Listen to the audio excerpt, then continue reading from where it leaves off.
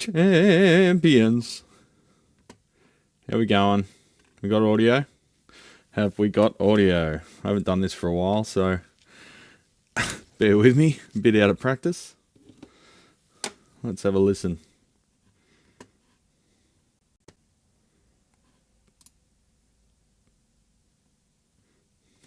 Sounds like we do. All good.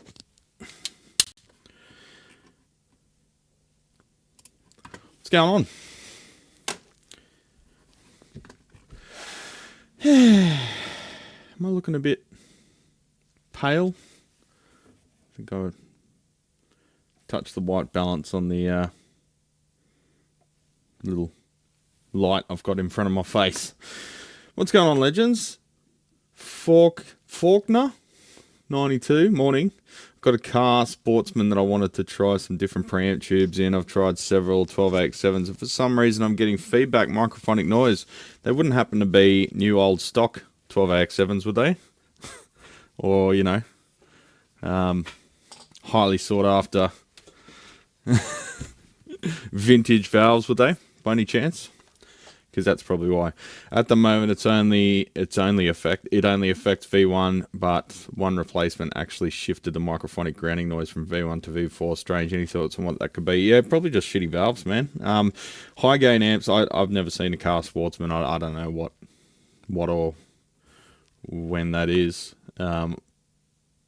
Cars from memory, the guy goes with the fucking silicon gun and uses half a tube of silicon in each amp.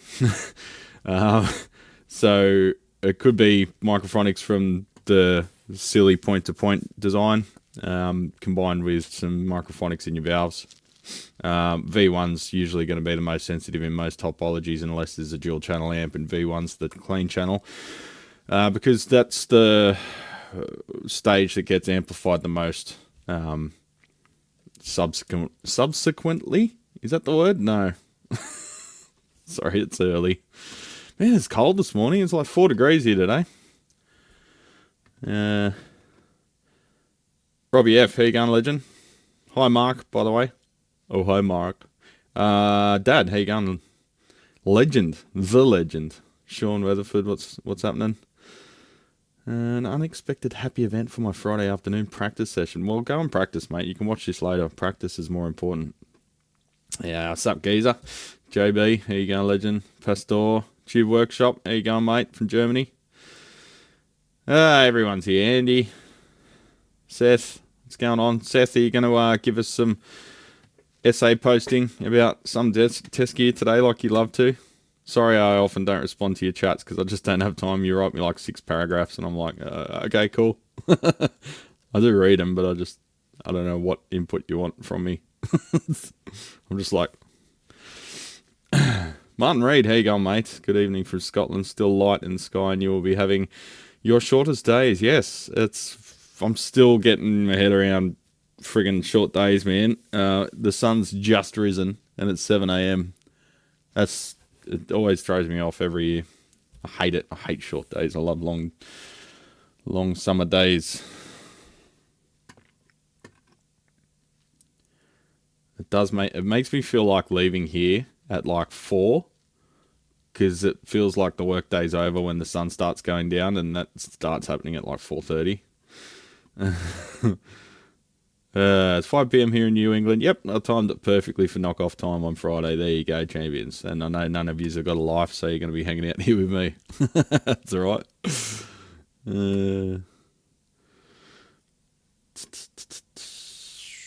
Just catching up on chat. I think we're just about there. Audio and video working now. Well, that's good. Pardon me. It should be a car Bukaki model. Sorry, I'm just getting hiccups right as I try to live stream. Car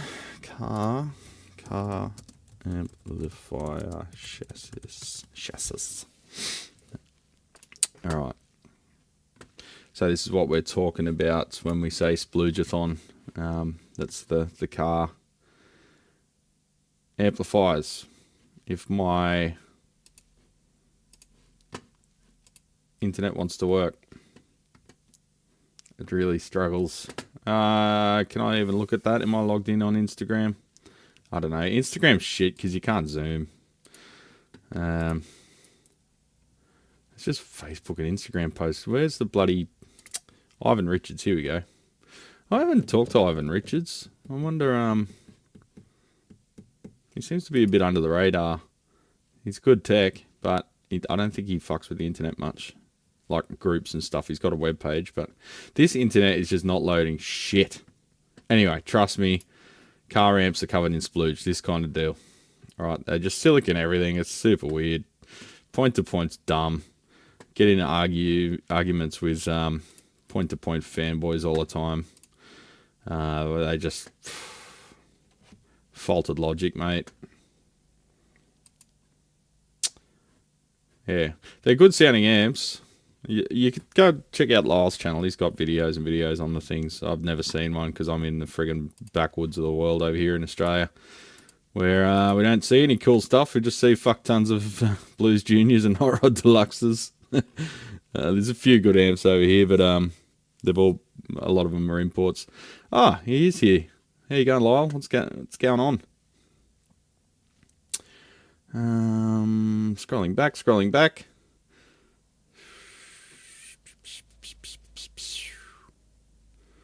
"7 years in the waiting list, I finally received my Analog Man King of Tone." Oh, you mean one of these?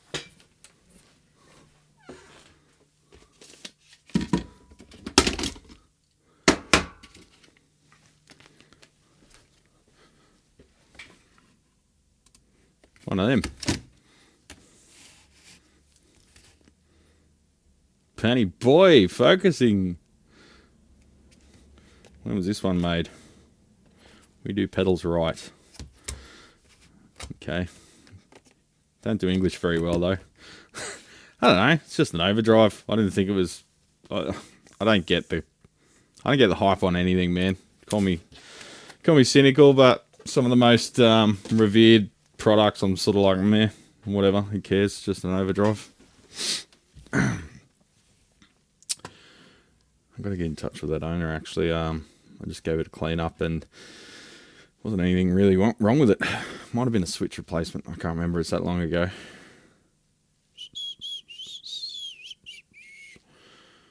Thanks, mate. Single channel and mostly clean. I can get a little more gain if needed when cranked. Okay, well, it sounds like, yeah, your valves might be, this is Faulkner 92. Sounds like you might have a microphonic 12AX7 there. So, look, I didn't see you mention if it was new, old, stock, vintage, blah, blah, blah. Just get some new production JJs. They're fine. Good for microphonics. Well, good for having no microphonics. And, yeah, you should be right. New, old, stock. The thing with new, old, stock, vintage bullshit, right? They charge like $300 for a, I don't know, a fucking whatever brand, UK, US, Australian made valve. Chances are, if it's new old stock, it probably got rejected. Otherwise, it would have got used. So a lot of the vintage stuff, particularly the bulk lots, is usually reject lots. These days, they're sort of comparable quality with the production valves, but back then they were probably the runts. We'll put them in a Friedman runt. No, they'd be very noisy in there. Okay, a couple were old, but 3 were new. EHX, Gold Lion, and JJ. Okay. Gold Lion, just ignore them. Just forget they exist because it's just marketing bullshit. Electro Harmonics, I had lots of problems with the 7025s being very hummy. But yeah, I use JJ. Sometimes you got to pick a few to find one that's quieter. It's just the battle we've got to cruise with now.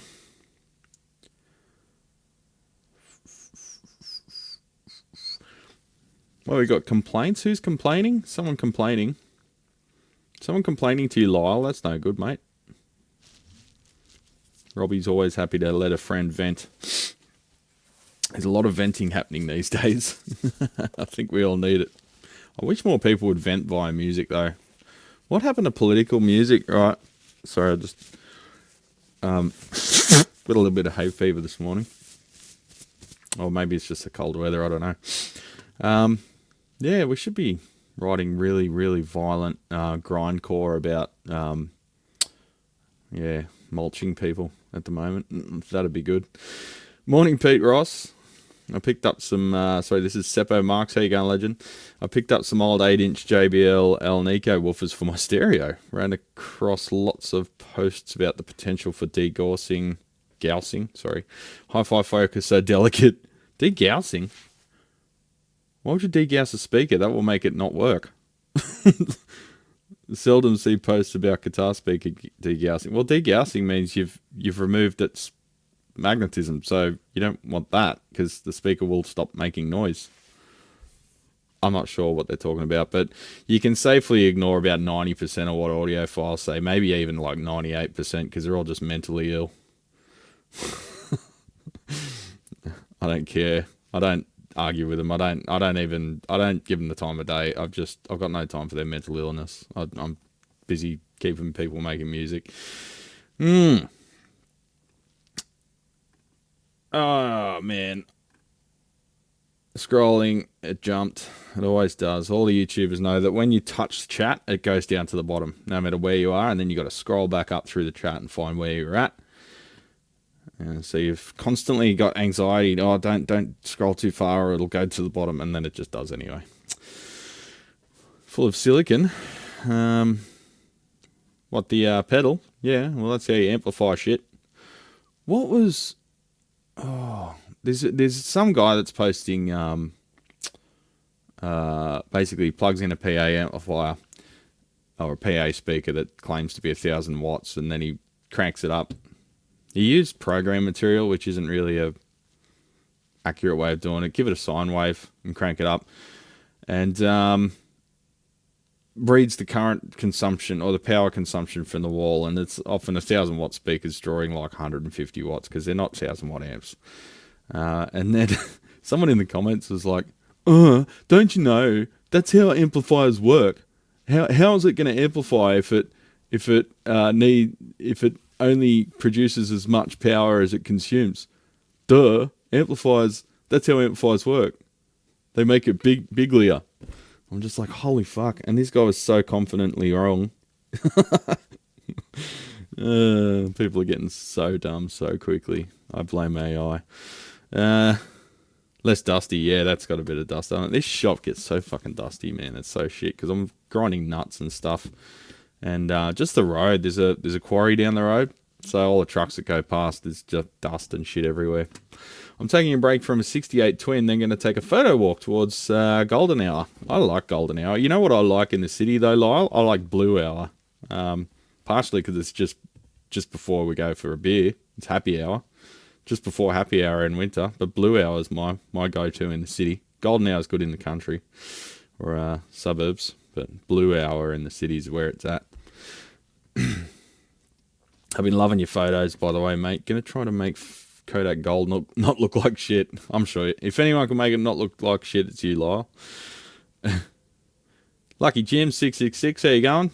Hail Satan and whatnot. I'm hoping to do some photography next week. What are you running, Wes? You running Nikon or Canon? I can't remember which. One of those two, I think, though. Very hummus. I like hummus. A lot of the good new old stock tubes now have been rattling around in radio and TV repairman's tube caddy in the back of service trucks for so long they've all gone microphonic. Yeah, well, they've just been posted, shipped from collector to collector to collector as they fucking die. They get sold off and someone else buys them, they get split up, and yeah, been shipped all over the world 6 times over before they even get put in something. There's a great punk political song friend sent me. Feel free to send it to me, Wes. Life is bad enough without grindcore. Oh, come on, Lyle. Everyone needs a bit of grindcore in their life, don't they? Bloody cold in Newcastle too. Yeah, so up at home, I'm up the mountain a bit, and in the morning you come down and the temperature up there was like 8 degrees, and down here it's like 4. Right at dawn, there's this thing that happens called temperature inversion, where the cold air sort of sinks to the bottom as the sun rises. I don't fully understand the process there, but I know that it happens. Had to respond to what you said, Brad's Guitar Garage, as I was walking upstairs. Neil Young has a fair new protest song about the Mandarin Mussolini. So protest songs aren't dead. Yeah, I want to hear, I don't know. Should be listening to like Pussy Riot and stuff, I guess. Heard anything from Facebook about Brad Imposter? Yeah, he rips off everyone. There's like 20 different repair shops he rips off, but Facebook promotes that. They want that to happen. That's their main goal, is to have scams on their website, because that's engagement. And Facebook's another fake company, like all these AI companies that are fake. They're faking engagement to prop up their share price, basically make them look more important than they actually are. So Facebook is a dog shit platform. So is Instagram. Pretty much all social media is dog shit now, because it's just bot infested.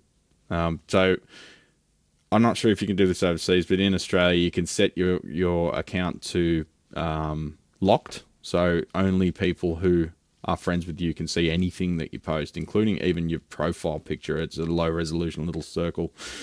Do that. Ignore. Don't even touch the feed. Just use it. Just use Messenger. It's a dog shit platform. End stage capitalism. Everything sucks. Go and learn how to build guild teams. That's my best advice in life. And yeah. Degousing, the worry is that you play too loud, your Alnicos might get degoused, have to be remagnetized. Yeah, well, essentially a degauss is just a big fuck off coil that runs high current and generates usually it's just a 50 hertz, whatever your mains frequency is. It's like a iron rod with a coil around it. It's just an electromagnet, right? And you just wave it around, and as you move away slowly, you've sort of created randomness in the grain orientation. Magnets are fucking weird, man. Like, how are you moving the grains around in a solid metal? Magnets, man. They're so cool. Anyway, moving on. I intend to remain dumb about that. King of Tone, King of Tone, only more hyped pedal than a clon. Yeah, meh. They're all meh. Pedals are meh. All pedals are meh. I like Fog Hour. We have marine layer mornings. This time of year. Where are you again, Wes? You're in California, aren't you? Where do they have the fog every day? Is that Seattle? For like 3 months, they got like fog every day at a certain time. Why has my phone locked itself? I want chat. Chat. Dr. Gear, how you going, 6? Canon R6. Yeah, I thought it was a Canon. Bright and early, Brad. You're truly a man amongst men. Man amongst man? John Cougar. How you going, legend? That's so good. I have a 1964 Nikon film camera and a Canon R5 digital system. Ooh, digital system. Cheers, Brad from Alaska. Love your views on shit as someone that's about your same age and dealing with lots of people that can't use their brain. Yeah. I mean, I often can't use my brain either. So, at least I try to use it though. That's the key.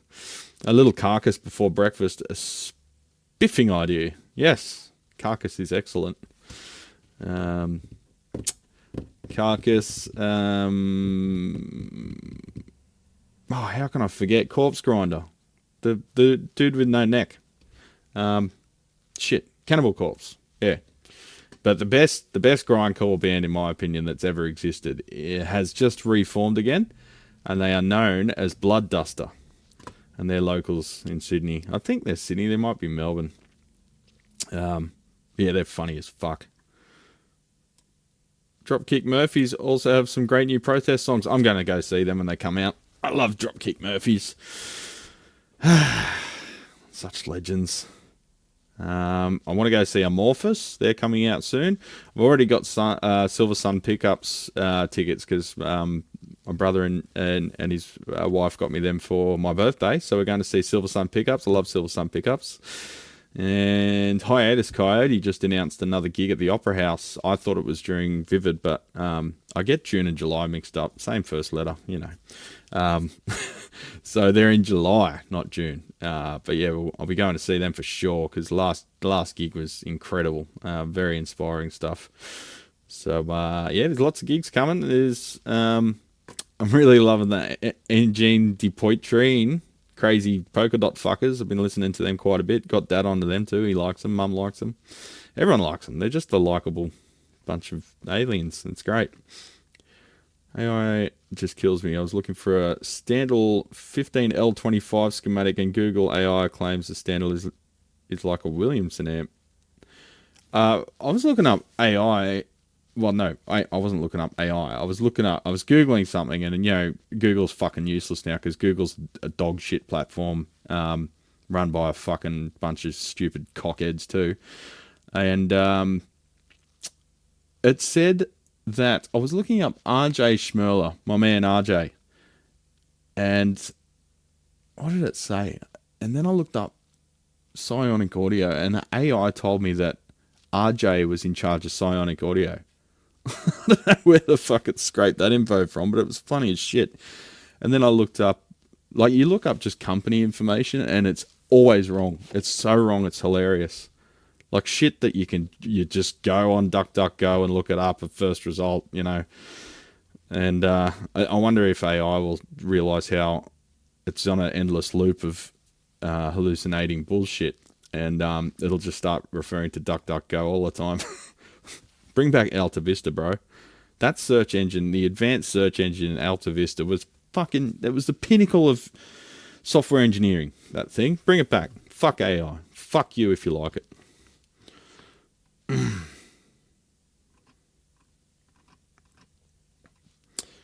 Fucking AI. You know, AI is about to take away all your 401ks. You'll have no superannuation by the end of the year. That's what we call it here.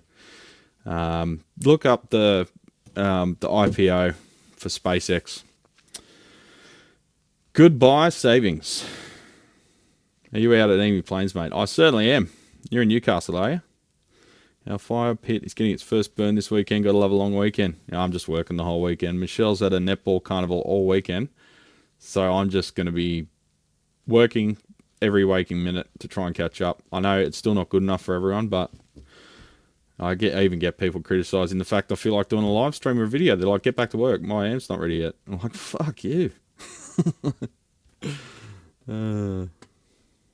Isn't the King of Tone a blues breaker and Klon circuit combined in one pedal? I'm very happy with Morning Glory and Tumness. I really like the Keeley Super Fat Mod. That's a nice pedal. I've got that at home. And the Friedman BEOD pedal. They're my two favourite pedals. You can turn any amp into a fucking Marshall with the Friedman. It's great. You put that in I wouldn't say Hot Rod Deluxe. Well, a Hot Rod Deluxe will work on a clean channel as long as you replace the speaker and rework the entire amplifier so it's reliable. But you put that in front of a deluxe reverb, you know, tweak the EQ to suit the sort of scoop that you get with the Blackface Fender tone stack, and you've got bang, Marshall, bang, Fender. Best of both worlds with one pedal and one reissue amp. Probably get the whole rig for maybe $2,000. Get the deluxe reverb road hardened by someone like me, and you will have a reliable rig that's very versatile. Blood Duster from Melbourne. I've known those guys for years. They're fucking legends, eh? Tony is hilarious. I remember Metal Hammer, you know, that UK metal magazine? So good. I remember, because when you read magazines as a kid, you'd subconsciously memorize them, and then you see a old copy of this magazine in a secondhand bookstore or something 30 years later, and you can almost like transcribe the interview like before rereading it. It just triggers all these memories and they all come flooding back. Yeah, Tony was he's a funny guy. Probably would get cancelled these days, but Thanks for turning me on to Bloodduster, Brad. I actually do like their music. Pretty good stuff. Yeah, it's like it's got a sense of humor. Even the music's got a sense of humor. Slow Mosa were just in Australia the other week. God damn it, did I miss them? I love them. Slow Mosa are fucking awesome. I love all that slow, grindy, doomy shit, champions. You know me. I only paid $30 for the King of Tone. So is it? Are you sure it's real there, Wes? So it's not really expensive unless you buy it off Reverb. The waiting list. Hang on, what? I only paid $30 for the King of Tone? Waiting list is now 11 to 12 years. How do you... If you got it direct from them, how did you get it for $30? How does that work? Did he just forget to give you the final bill? Was that the booking fee? Oh, that's weird. Fill me in, Wes. In the words of Mother Mary, fill me in. Can't wait to see Engine de Poitrine spelling. Yeah, I think you're right there, Robbie. I'd love to go see them. The gigs look so energetic and everyone looks so happy. Very good energy in their rooms. Yes, their concern is just playing El Nico too loud weakens their magnets, causes them to degauss themselves. I went with, well, that's good. You got a built-in attenuator then, don't you? Stop complaining. Yeah, that's got to be bullshit, surely. Microtonal math rock. Fuck yeah. I wouldn't call it math rock. Math rock to me is like Dillinger Escape Plan, like fucking almost like free jazz shit. Just because they got weird, just because it's they got syncopation and what do you call it? Multi timing. Oh, I can't remember the term. You know when you got to polyrhythms. Just because they got polyrhythms and microtones doesn't mean it's math rock. Polyrhythms is just a thing, and it's only on a few songs. But the way he works that looper pedal, it's just fucking genius. Yeah, AI was trained on social media and Reddit, so of course it's wrong most of the time. Yeah, it's just fucking useless. I don't know why anyone defends it. You've got to be a fucking massive boot-licking fucking dickhead to defend AI. It's going to take everything from you, man, and you're defending it. Fucking idiots. My laptop went bad, so got new laptop. It has Windows 11, so tonight disabling and deleting all AI off it. Yeah, it's getting to the point where you sort of can't. Yeah, I'll be moving to Linux on a lot of stuff very soon. I'm going to be playing with it. I want to get back into feeling excited about playing with computers, and I think the only way that's going to happen is through Linux, not through a corporate hellscape. Fuller was my weed dealer in the 90s. Yeah? Sweet. Might have to pop in one day when I'm down your way. Would love to chew the fat. Sure. You know where to find me. Public address. No one can dox me when I dox myself. A particular peculiar YouTube... Sorry. Let me start again. I haven't spoken on a video for a long time. A particular peculiar YouTube niche for AI content is lost industries type content about classic businesses that went under due to mismanagement and vulture capitalism. See Lyle. He's got to run. He's got a client. Yeah, the AI trash fucking slop fake documentary type videos. You got to be a fucking idiot to watch them. Like, seriously. Second coffee of the day. Not $30, 300. Oh, okay. 300 is still pretty good. Like, if it's reliable and works well. I don't think I was really... Like, why does it take him that long to make them? Is the list that long? Like, has he got that many people? And how does he deal with people constantly nagging for it? Because just for a repair, people are like, when's it ready? When's it ready? I'm like, I don't know. Fuck off. Meshuggah Math Metal. Yeah. I'd say I'd give them that. More accurately, $330 plus shipping. Okay. If you see forgotten Soundworks videos about electronics and guitar companies, it's truly AI slop. Report it for misinformation and block it. Reporting does nothing. They want misinformation. That is the name of the game. They are making their platforms useless on purpose because it inflates their fake user base. If they've got 15 billion bots with logged on accounts, they can show their shareholders, look, we've got 15 billion accounts. No one ever asks, are they bots? They know that they're bots. But if everyone just shuts up, they can pretend, and then the bubble inflates even more. The bubble is going to pop this year. It's going to be fascinating and terrifying. AI's response to how different tube tester circuits work was hilariously lame too. It just said, read the manual. Holy fuck. Are they basing AI on Dad?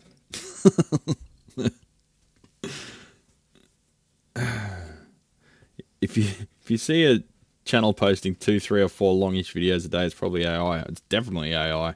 Who the fuck has the time to research and program that kind of shit? Like shoot it and narrate it and edit it. There's another shitty AI YouTube channel called Lost Tapes Archive. It's just a bunch of AI generated bullshit based on famous old bands. It's just making up fucking crap. Yeah, that's right. Fuck AI every day of the week. Fuck everyone who defends it.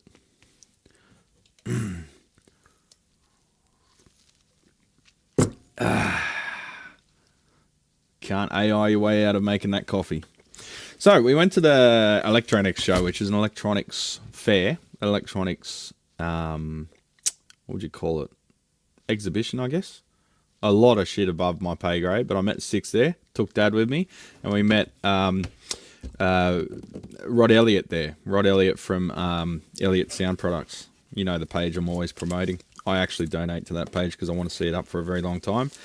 We caught up with Rod. We saw Dave, Segulated Dave from the EV blog. He's mates with Rod too, so they had a chat. Saw a lot of cool shit. Saw a lot of kind of boring shit, and saw a lot of shit that was way above my pay grade, like pick and place machines. Saw the Neo Den, which is a desktop pick and place. Fucking amazing. Get one for $6 grand Australian. You know, as a base model, you can add features to it and add add-ons and feeders and fucking reflow ovens and stuff. But you can make production boards on your fucking bench top with pick and place surface mount designs. Fucking amazing. Pretty big learning curve, let's be honest, because even your heating profiles are set by your EDA, your electronic design aid, I think it stands for. But yeah, lots of really cool stuff, and got some little samples and goodies to show you. So just checking out the little bag. Worth Electronics, Chem Tools, Road and Schwartz. That was above my pay grade. You should have seen some of the test gear there. If you have to ask what it costs, you can't afford it. The new Rigol stuff's really cool. New scopes that are like the size of a fucking iPad. Not much, like probably 2-inch deep, maybe, if that. Really makes me just want to get rid of all the shit, upgrade, compact everything down. You know, you could fit an entire electronics lab in a backpack these days. It's fucking amazing. We are in the golden age of electronics. Look at a dickhead like me can make circuit boards, and you know, crazy. The sky's the limit. Your imagination is the limit, to be honest. Here's a floor plan. There's all the exhibitors. I bumped into Dine Industries, who's taken 12 months to wind a transformer for me, and they keep avoiding me, and he couldn't avoid me because the guy I've been dealing with was right in front of me. So that was funny. A little bit awkward, but still funny. They're good guys. He's just got to fucking say that he doesn't want to take the job if he doesn't want to take the job. Worth Electronics. A lot of these guys are going direct to customers now to cut out the fucking USA. You guys screwed the pooch.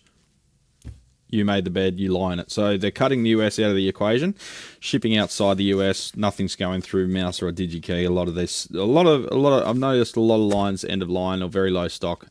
I've got a feeling it's because a lot of these distributors are going through places that aren't America. So congratulations, dickheads.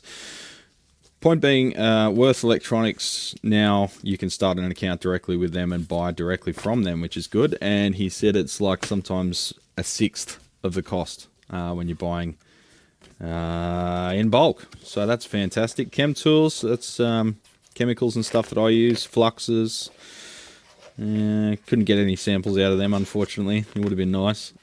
But they make glues and all sorts of stuff. Here's those bristle brushes that I use. I didn't realise they came from them, but they would, because my distributor does sell chem tools. But it'd be cool to buy direct from them too. Get the isopropyl and maybe even the fluids for the ultrasonic, that kind of thing. When you're doing production stuff, it does make a difference when you're buying in bulk. Here's a basic catalogue of all their range. So a lot of inductors, a lot of surface mount stuff, but also electrolytic capacitors and that kind of thing. So I will dig, and film caps. So I will dig into that through hole stuff. They've got some controller chips, LEDs, inductors, ferrite cores, that kind of stuff.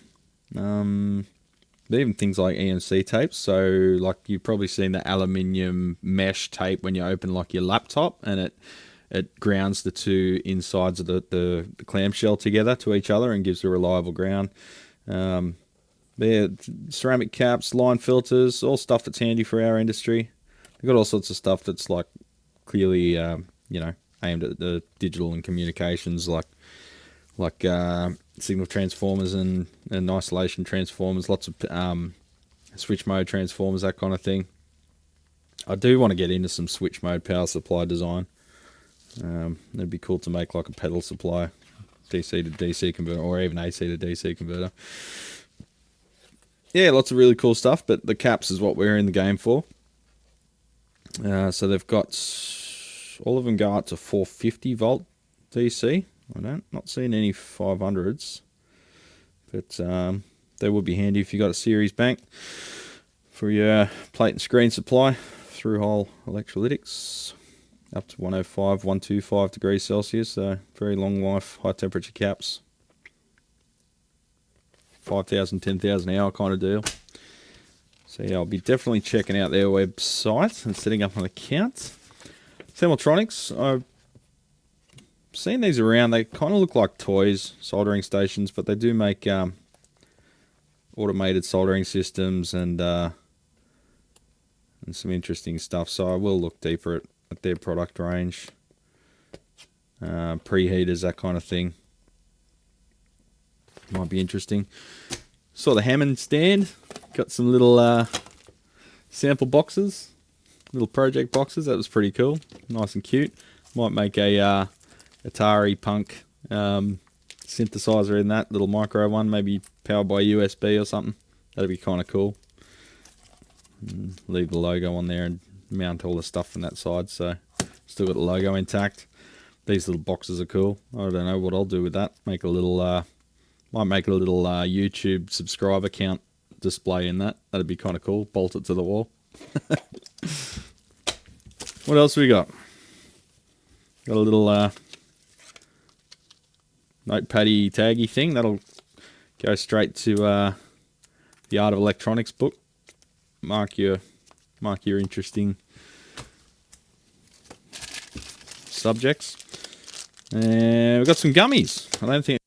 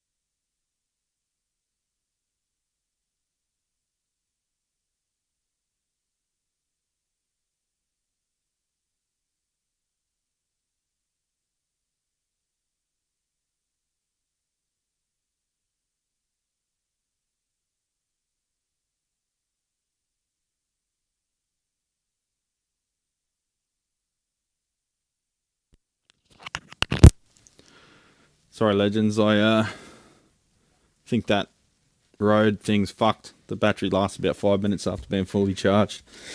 Anyway, not sure where that cut off, but I'm talking about worth, so you probably got most of it. Alright, just scrolling back. Analog man loves his backlog. He keeps taking deposit money, only builds a fixed number of King of Tone pedals, won't hire more people, are outsourced to clear the backlog, and even licenses clones. Yeah, it's one way of doing it, I guess. Dick Morgan, how you going, legend? Mum told me the police were trying to use AI to write their police reports at home. The suspect somehow turned into a frog. Apparently the officer's daughter was watching cartoons in the same room. Fucking hell. He doesn't take deposits for the King of Tone. I paid nothing until my time came up. Okay, sweet. So that's misinformation. He might have changed his business model, who knows. There are clones of the King of Tone out there, and some of them are one-on-one. Do you mean some of them are like indiscernible? Anytime you overprice something, charge a lot more than what it's actually worth, of course it's going to be clones, and you fucking deserve to be cloned because you're ripping people off. $1,000 plus for a pedal is fucking ridiculous. $10,000 is unconscionable. But it sounds like King of Tone is actually charging about what the pedal should be worth, and he is doing a good job, and he just wants to do as much work as he wants to do and doesn't want to do any more, and that's respectable. I respect that. You got to live your life, have a good time. Don't let anyone make you feel guilty for trying to live a good life, champions. If you want to go for a walk, tell everyone to get fucked. Go for a walk. It's your life. As Hendrix said, you're the one that's going to die when it's time for you to die. So live how you want to. Here's a question for the masses. I'd really like to know your opinion, Brad. Regardless of price, is there an amp in the market currently that ticks all the boxes from build quality and reliability? Yes, I was just trying to push myself to make a video yesterday on one. It's the orange Rockaverb 50 Mark III. It's a fantastic amp. Everything about it's great.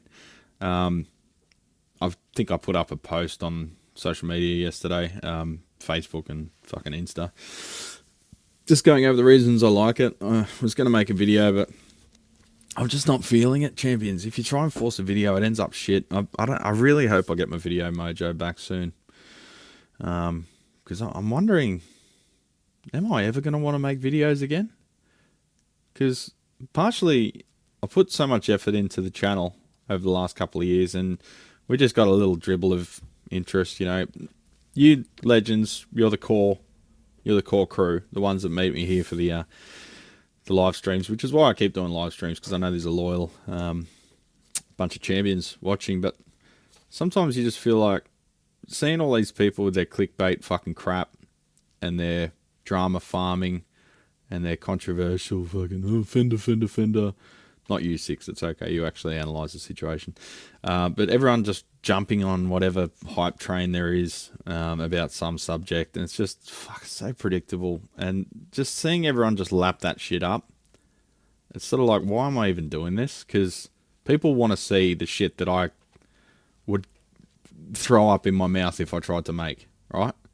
And the stuff that actually excites me and interests me, no one seems to really give much of a fuck about. There's a core crew of legends, but the masses don't really care, and the subscribership just stays about the same. Look, I know what I'd need to do to make the subscribership go up, but I don't want to do it. I couldn't think of anything worse than doing it, you know? So I just want to keep doing what I'm doing. But sometimes you just feel it, not burnout, but you're just like, what am I filming this for? What am I trying to express? And if there's nothing unique or interesting on you that there is to express, sometimes I think I just won't bother making a video, you know? You don't want to see the same amp 10 times over, the same cookie cutter shit. So, I don't know, just, maybe I'm a midlife crisis thing, I don't know, maybe that's it. Maybe I need a Harley Davidson and some kind of, don't know. never buy a Harley Davidson Chevy, and you guys know that. A Buell, though, that would be alright. What were we saying? Oh, yeah, so Orange. That's why people don't watch my videos, because I'm a rambling dickhead. Orange Rock Reverb 50 Mark III. Fucking fantastic amp. Tons of gain. Great for lots of different styles. Reverb sounds okay. Effects loop. Foot switchable. Good build quality. 2-ounce copper. Cool layout on the boards. Very quiet, despite not even having DC heaters. Very well thought out. Only as complex as it has to be. Decent quality components.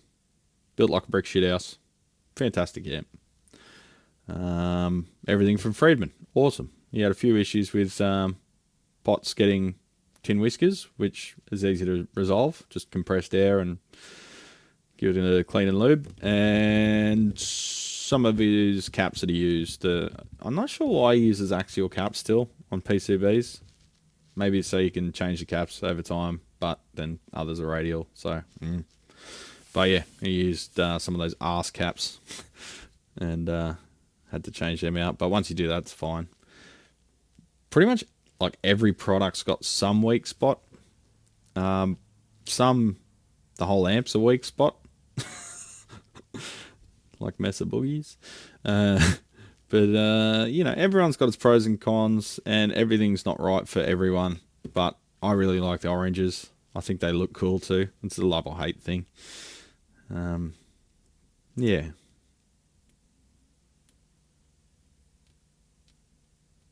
Take that police report into court so the defense can ask how the suspect turned back into a human after having been turned into a frog. Happy Harry Harden. How you going, champ? I hope you're happy today.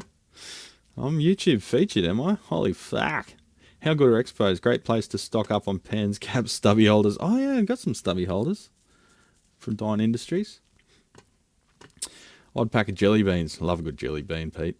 Used to get them as a kid at the doctor's office. No one would want an outsourced King of Tone. In fact, that's why he partnered with MXR to make a less expensive Prince of Tone. Okay. You also have the Chase Bliss clone. Worth used to make hardware and tools back in the 1950s. Really? Worth still does make hand tools, but nothing very interesting. Okay. Brad, please remember most of us dickhead Americans are victims of this administration too. I didn't vote for this shit. I'm not referring to you because you're not a dickhead American, Wes. I'm referring literally in the word dickhead Americans. You're not a dickhead American. You're just an American. You're a legend American. I'm referring to the dickheads. It's right there in the term.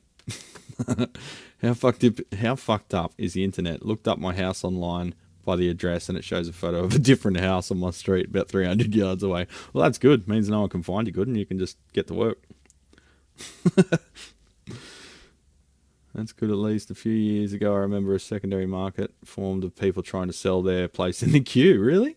I'll probably try the Chase Bliss version at some point. Chase Bliss is, I think they're good. I think they're good guys from memory. Yeah,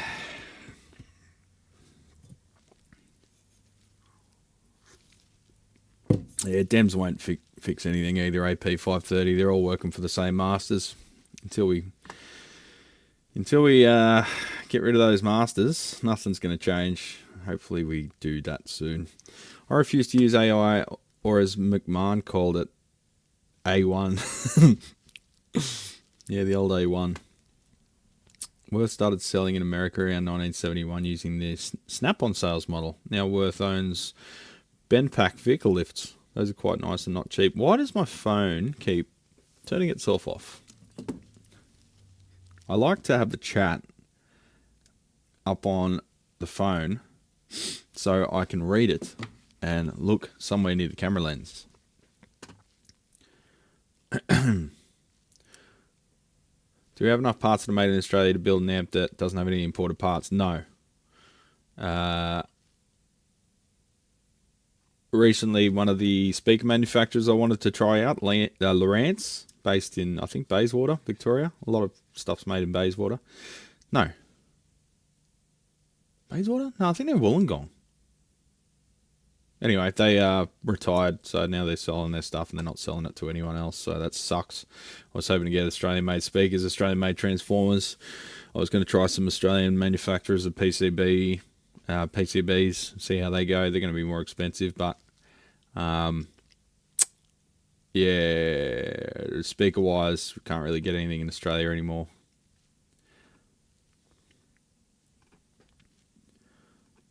King of Tone isn't overpriced at $330. Yeah, that's what I said. $330 is a good price, Wes. But the fucking clones and shit, 10 grand or whatever.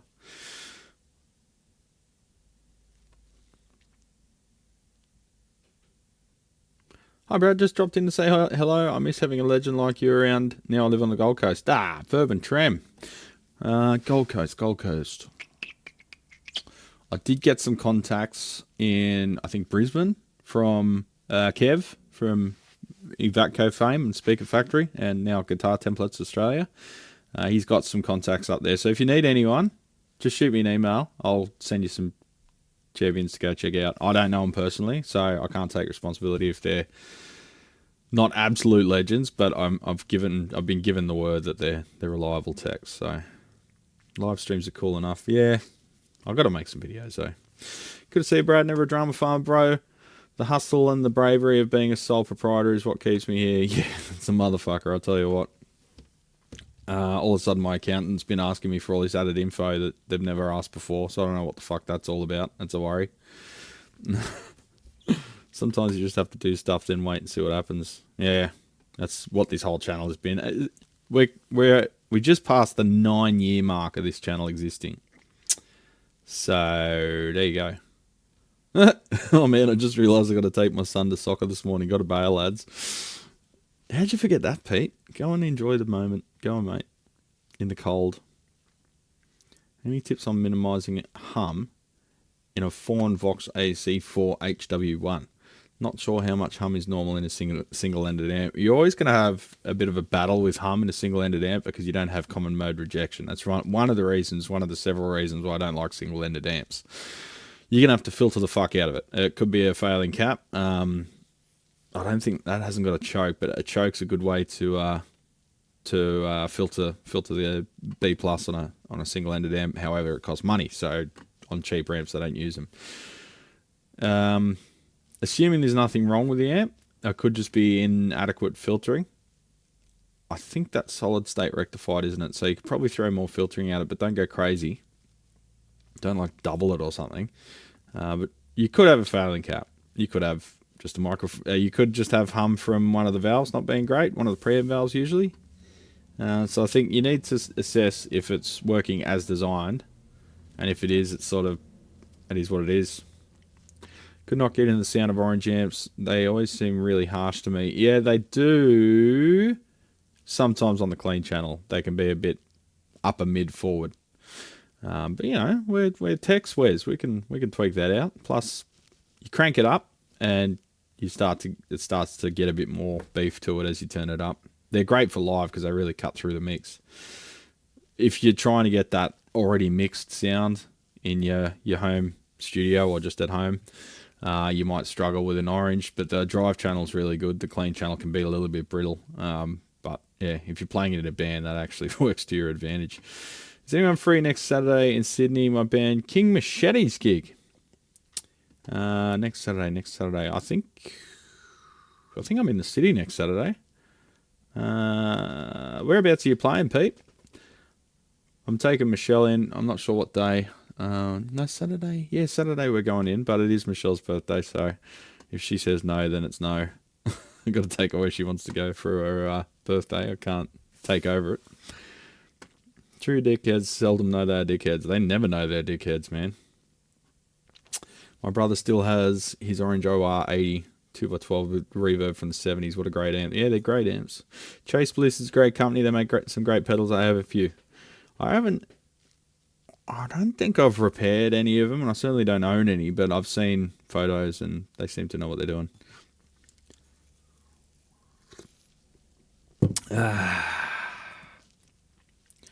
All right.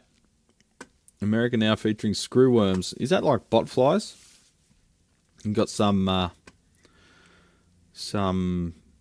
parasite from the 60s is back, because they've removed all the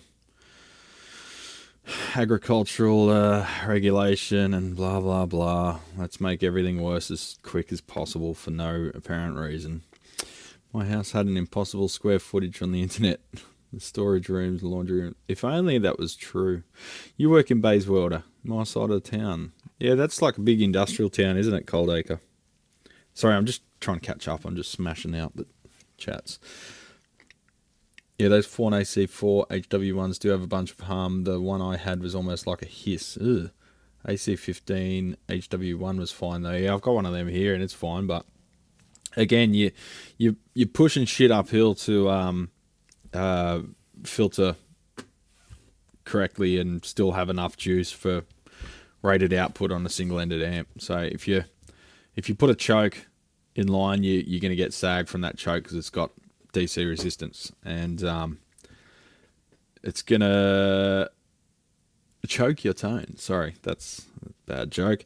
You might get a fair bit of sag from it because it's like having a resistor in series, particularly if you've got a rectifier valve as well. But a choke is fantastic for filtering that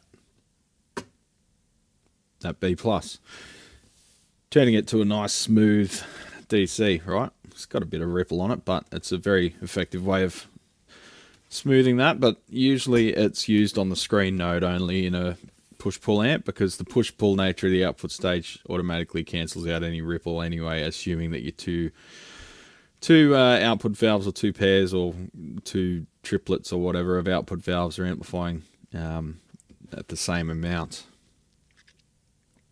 I've designed myself a lovely clone PCB. I added extra pads for switches and different diodes. Use them or don't, I could care less. Fair enough. Oddly aggressive there on the old description of your project, Seth. Kids are getting rowdy here, so it's time to get out in the sunshine. Righto, have fun. Enjoy the cold. Picked up a TC Electronic Hall of Fame 1 mini pedal, made a crazy good tone print. These pedals are actually quite good. Sweet. TC Electronics. So they're owned by Behringer now, so yeah, probably won't last forever. By the way, today is my last day at DreamWorks on this show again. My last day at DreamWorks on this show again.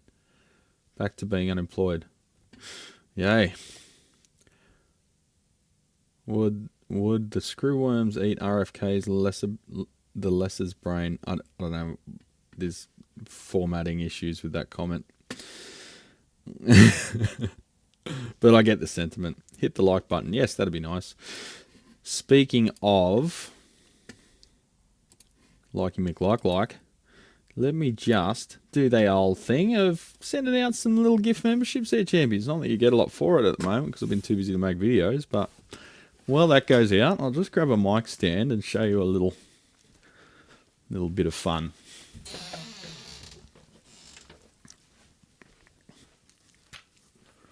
Should have set this up prior, but better late than never. Who got one? Seppo Mark's got one. Legend. A bunch of other names I don't recognise because they probably don't chat, but they must come here pretty often if YouTube gave them a gift. Usually it's the most engaged members. And here's another 5. There we go. I've got an old Ashton stand here. Had it forever. I used to have it on my Marshall quad back in the day when I was a metalhead ranger. Do you guys know the term ranger in America? You probably think it's like ranger. Ranger. Ranger is a redhead. Red-headed rat rooter, as they call you. Alright. Steve Gunner. Vegan known. Vegan known. Man, I should stop trying to pronounce the old YouTube profile names. So, what do we got here? We have an amplifier. So I built this one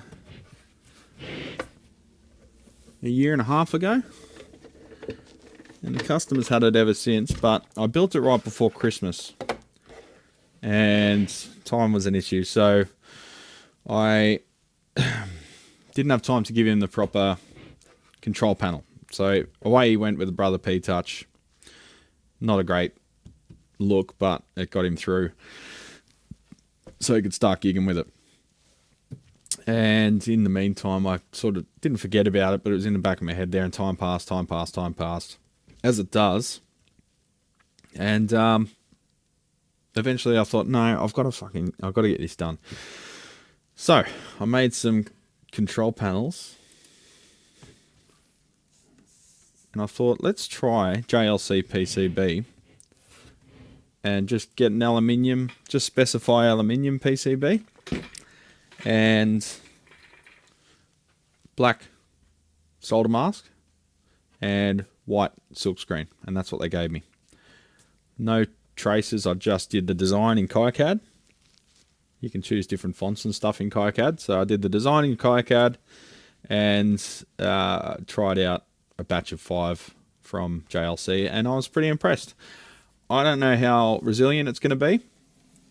It is just silkscreen and solder mask, so I put a coat of matte lacquer over it to sort of give it a degree of protection. However, now I'm not sure how much that's going to adhere to the matte surface underneath. So time will tell. It's a good experiment. I told him if it goes fucked, if it ends up looking shit like where you put the plug in, bring it back, I'll replace it. I'll have another one ready for you by then. It's just an experiment. I think it looks really good.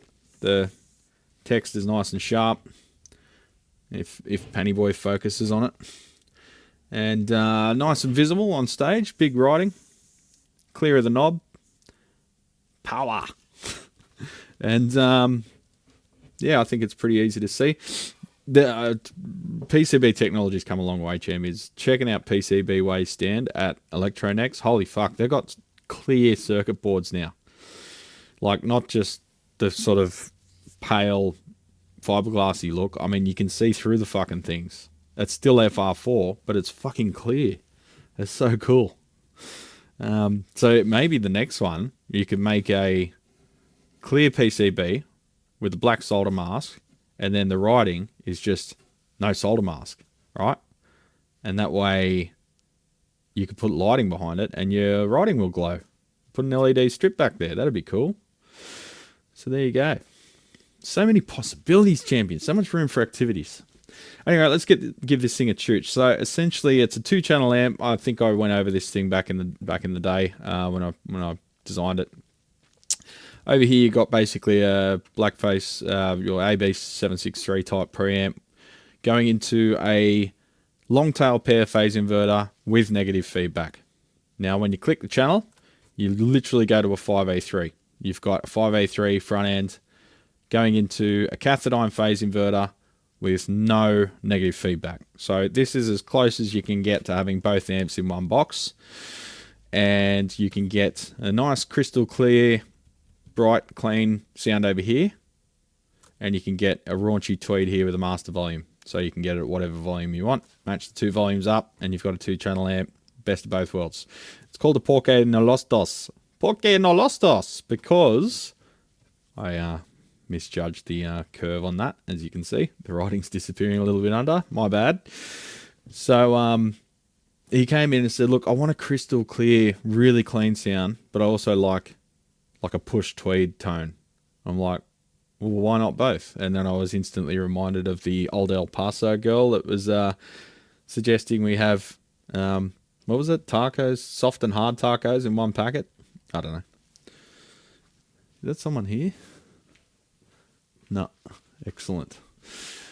So I thought, be a silly bastard and call it a Porque no los dos because you got both in one box. So I'll just grab my mic. G'day, Mike. Morning, Mike. I've got a ET65 in this church.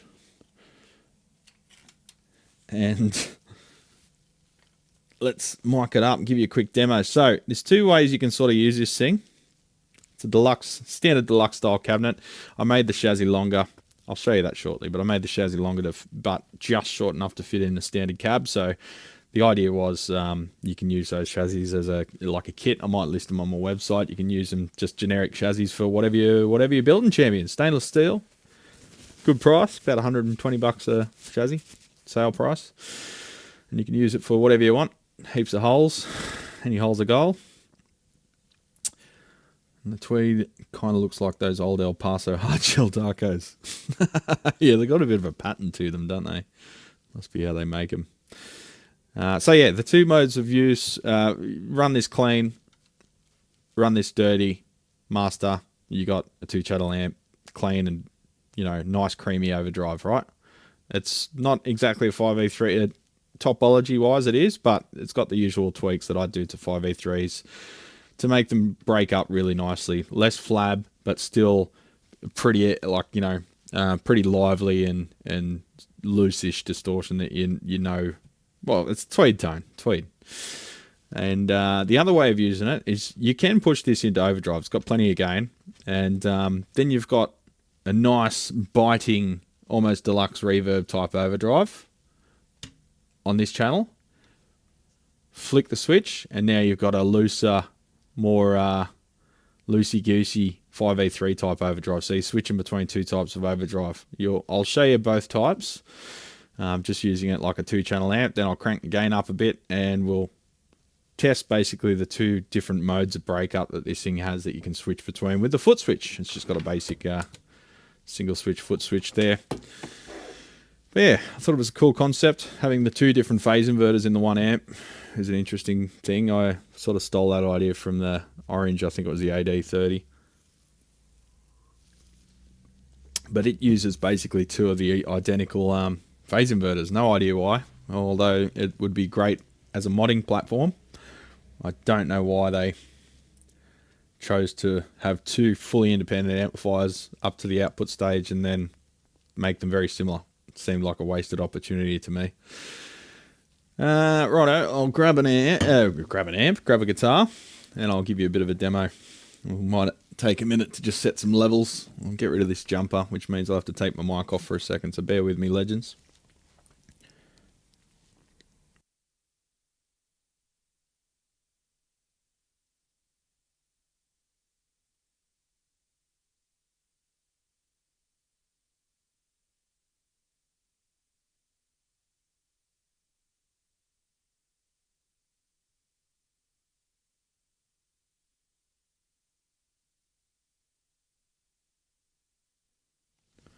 Hello? Yep, okay. Sorry, I thought I unplugged it there for a minute. I purchased the VHT Special 6 for 200 bucks, single-ended amp, tons of hum, so I separated the grounds from the filter caps, added a choke, hum is to a minimum, and the hiss. Thanks to Brad for the vids. That's excellent. Yeah, they're not great amps, but hey, if you're a hobbyist, every amp's a great amp. Every amp's got potential. It's just probably not economical if someone just turned up with one wanting it to perform great, because they just don't, because they're super cheap. Cut every corner on those fucking things. Alright, power up, lights on. Might go a bit quiet here on the mic. I'll just set some levels and we'll have a listen. I'm very cold playing.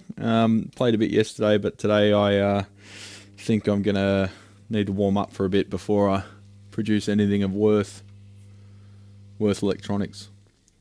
There's a bit of a hum still, so I want to get to the bottom of that. I think I've got to rethink my ground scheme. It's tricky when you've got two independent channels to come up with a good ground scheme.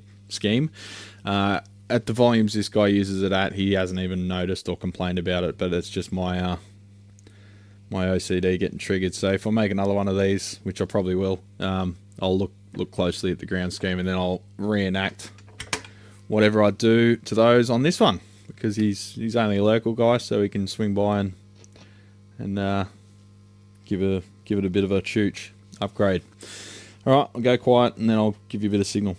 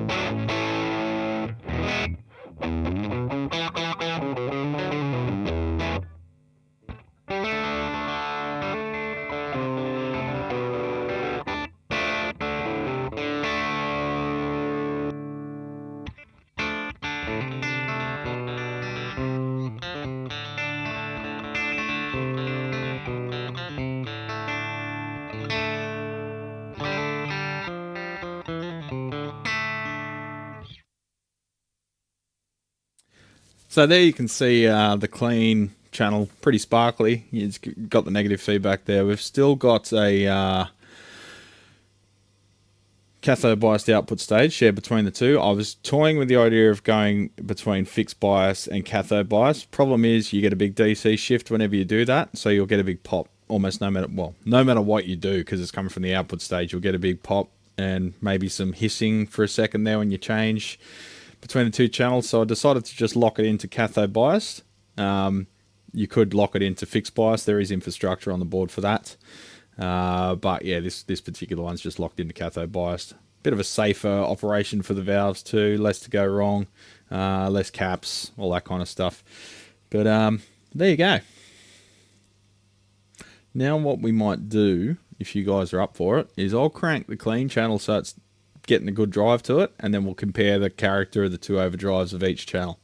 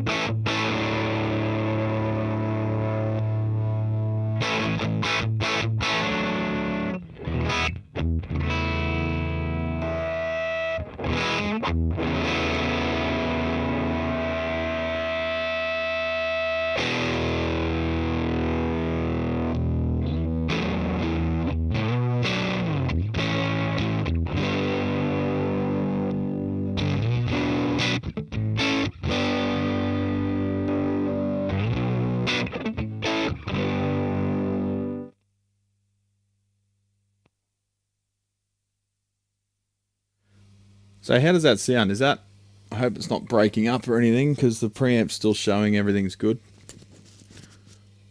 Let me just pull this up to live. Live.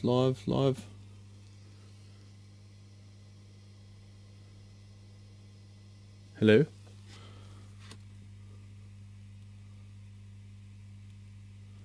That sounds right. Excellent.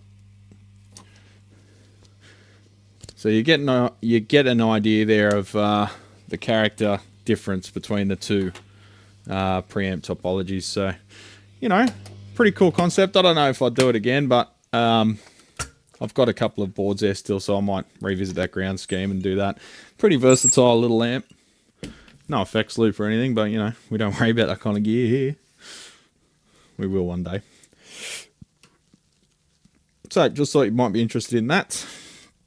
What I'll do now is I'll just crack it open and give you a look at up the skirt. No, the point-to-point fanboys will be disappointed to know that it's a PCB amp, but you know, we don't worry about them.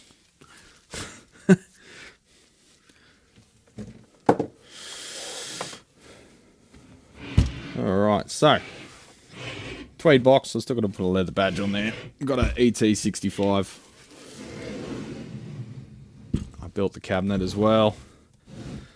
ET65 by WGS.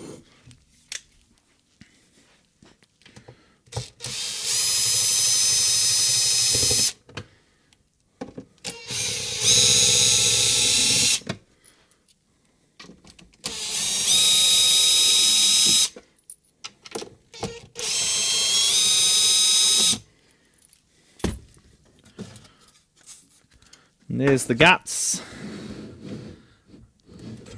It's in the way of the computer. That's fun. Let me just get everything back in the cab and spin her around a bit.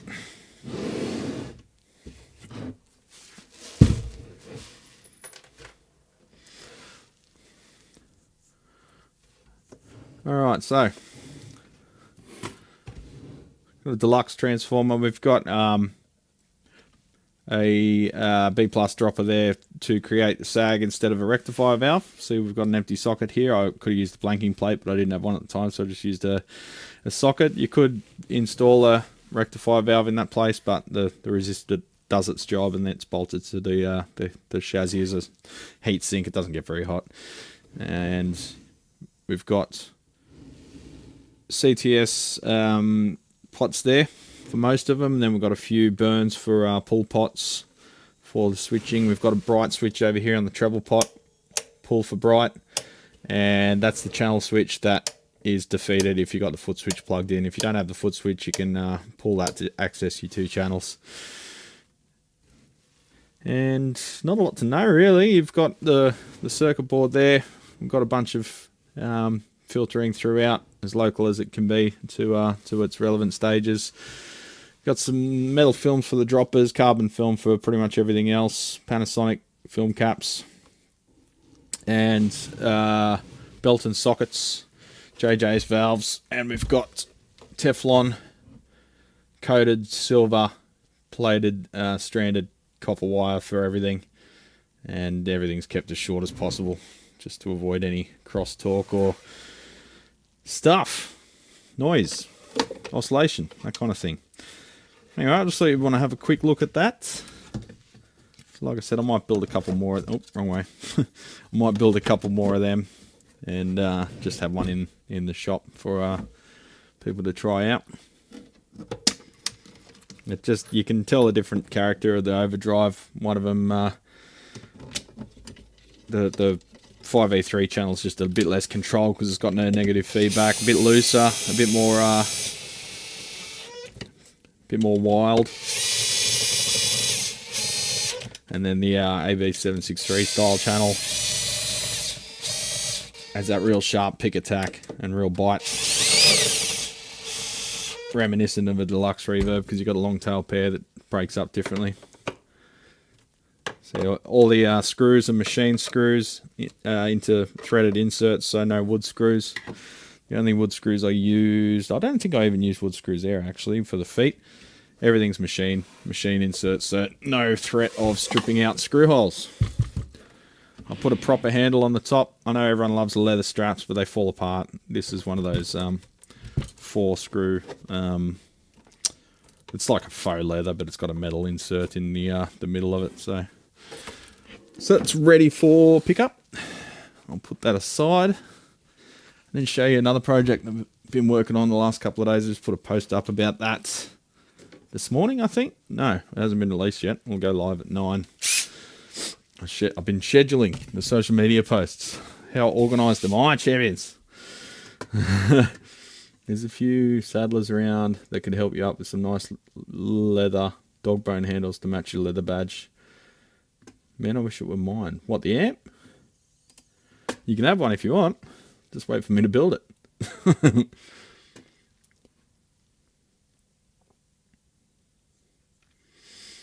What are we chatting about? You'll get sued, but it'll be fun bringing up all the laws he broke in the discovery phase. Who are we talking about? Who's going to get sued?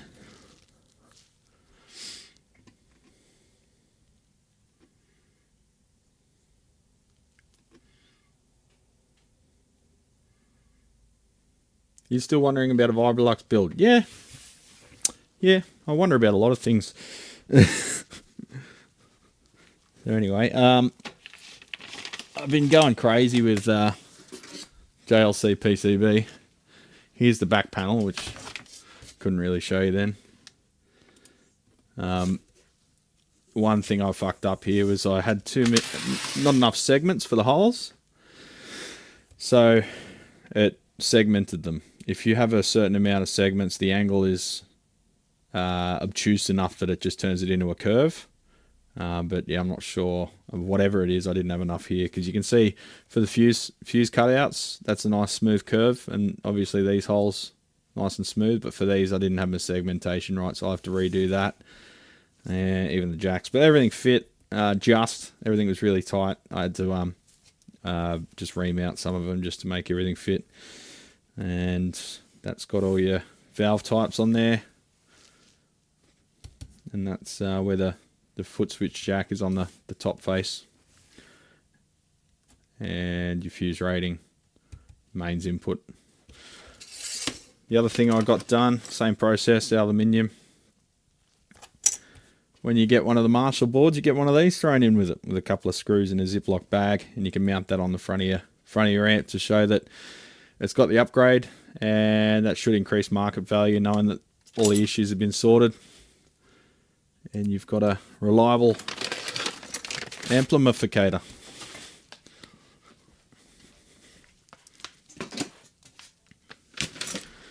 The batch of boards for CE left the country too, so you should see them get listed soon. I'll do a video to explain to people what the concept is and how to install them. It still should be installed by tech, but at least the customer knows what they're in for that way. And here is the chassis from that amp that I just showed you. And you could sort of universally use it for a whole bunch of stuff. So because I plan on using a faceplate, and that's mounted inside the cabinet, I made the brushed side on the inside of the chassis, so it looks really nice when you open it up. See that? It's got the brushed texture, and that's on the inside, so it looks nice and schmick inside. And then on the outside, it's still good. It's just got the press brake marks there and tigged up on the corners. Stainless steel. It's a good material to use if you're doing small batches. If you do large batches, aluminium and powder coated mild steel is going to become more cost effective. But for small batches, stainless is actually more cost effective because you don't have any coating process to deal with. It's less expensive than aluminium and less effort to weld. Stronger, given the same thickness. And you don't have to mask up like all the grounding points like you would with powder coating, and then have to deal with rust later on if it's in a humid environment. This will look the same in 50 years time, so that's pretty cool, I think. I know people love manky shit, but I don't.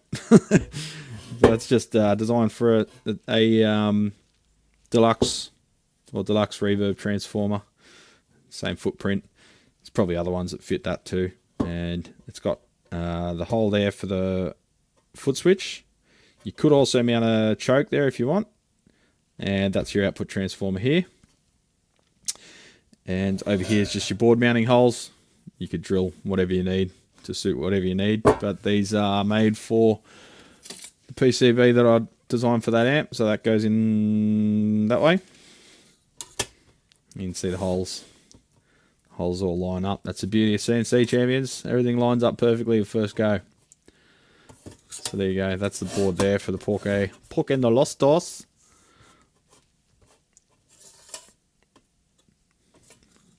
Double-sided, 3-hole plated, 2-ounce copper.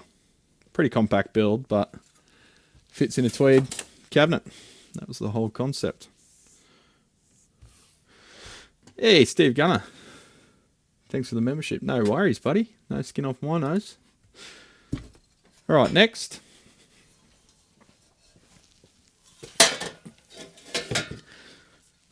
I did get this one a while back just for shits and pickles. Where are we? So this is just a Princeton chassis. These are the ones you just buy off the shelf. They're nickel plated, I think. Yeah, it looks like nickel. It's got a yellowy tinge to it. And it's made for rectifier and single-ended output, but there's no reason you couldn't chuck two, I don't know, KT88s in it.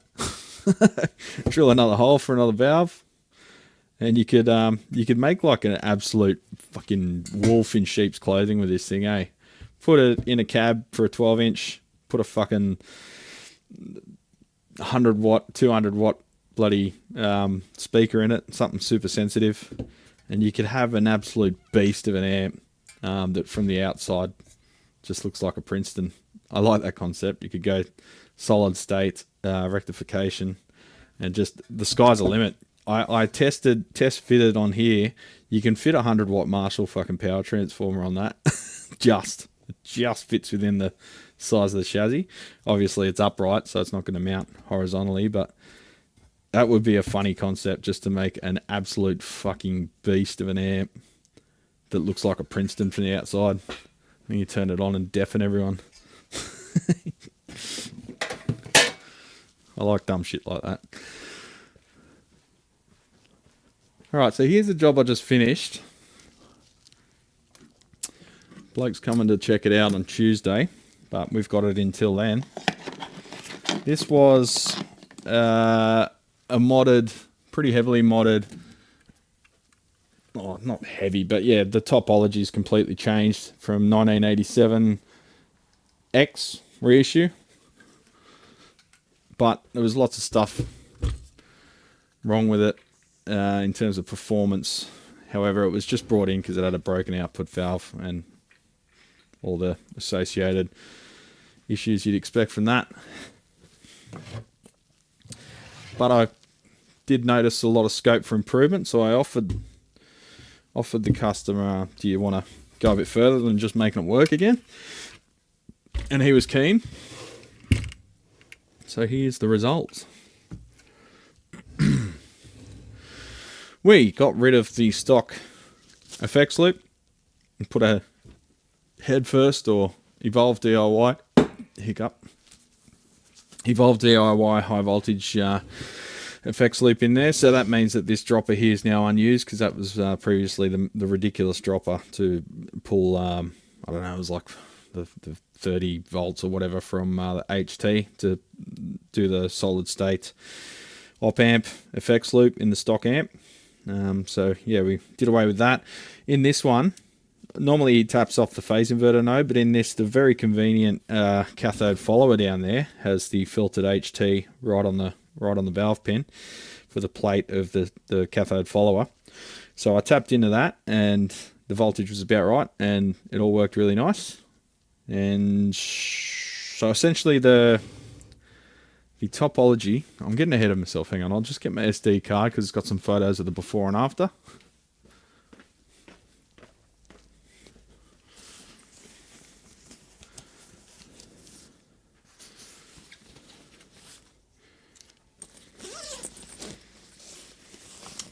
Got some other photos to show you too. I'll just grab me old panny boy over here. This is my GH5. I do love the GH5 still.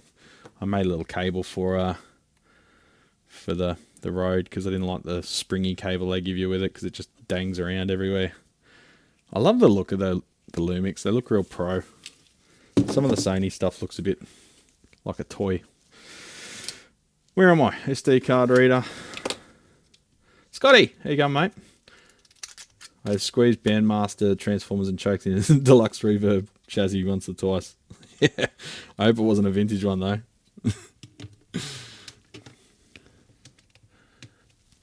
Alright, we have SD card.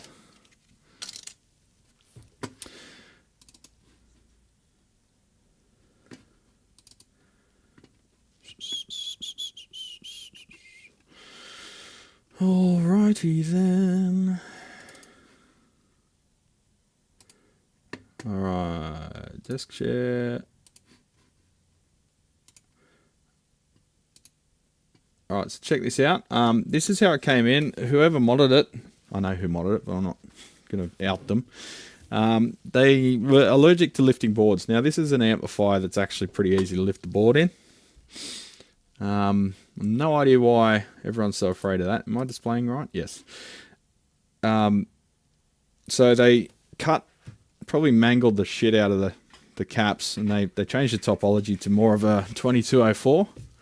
However, it doesn't have the cascaded preamp, like where you plug in and you lose one triode if you go into low gain input. It's always the same amount of gain stages, but it's just got like a Fender style input jack, which was oscillating because they didn't have the filtering. They didn't have the grid stopper arrangement optimal. They just had it as a stock configuration, which was good enough for a 1987. But once you go throw in a lot more gain and saturation at these things, they oscillate. So anyway, I'm getting on a tangent again, but they fucking epoxied these parts upside down and then ran the wires to where they would have run anyway if you installed them in the board. Just craziness. Like, they didn't want to access the solder side, so they just dead bugged everything on top. Fucking insane. Oh, there's a guitar that I rewired recently. Pulled about 6 feet of wire out of that bastard. So here was a weird arrangement. So on the cathode of the second triode, it's always asked about. They always talk about V1A and V1B and back to front in V1 in Marshall topologies. I've got no idea why that's the case, but the second gain stage, they had a switchable cathode cap, but then they also cut these parts out and reinstalled them with what I think was the same value, and then soldered them to the old leads, and then put red shit on the solder. Just crackhead behavior. And then they've got a resistor in series with that cap, and then that's getting switched to ground on and off with a pull pot, and it gave a boost, but it also flabbed the fuck out of the tone, and it sounded horrible, unusable gain, and yeah, it was really messy, and that was just epoxy to the board again, and just everything was tack soldered to the leads instead of actually, like, if you install that cap the correct way around, it would have been connected to that lead, but they ran a wire to it anyway. It's just, all of this was to avoid flipping the board, which is pretty trivial on this model, to be honest.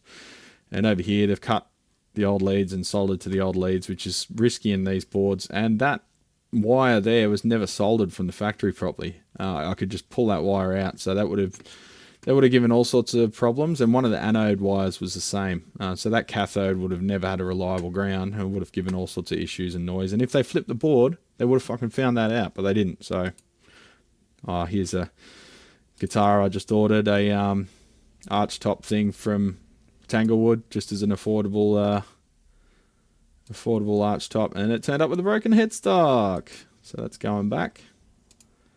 Oopsie daisy. Anyway, what other photos have I got? Show and tell. Oh, that's the latest run of boards just before testing. That was fun. whole day to test all of them. And that's my valve socket adapters for EL84s to fit in Dad's valve tester, which I think I showed you last stream. That's the bulk batch of valve sockets I got directly from Belton, so that's good. Got a relationship with them now. And another thing which occurred, which I don't think I talked about last stream, was somewhere in these rolls. Now, the price of silver has gone through the roof.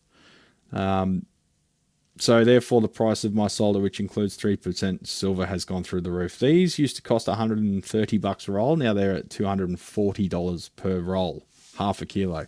So they're at about $500 per kilogram for the solder that I use, for the lead-free solder that I use for the Marshall boards. Because in my experience, it's the only one that flows really nicely. That percentage of silver seems to really make it behave itself. But somewhere in that roll, the flux ran out. So I was using it and realized this is really shit. And I thought my tip was playing up, and I thought the temperature was off, and then I thought, hang on, it's like there's no flux.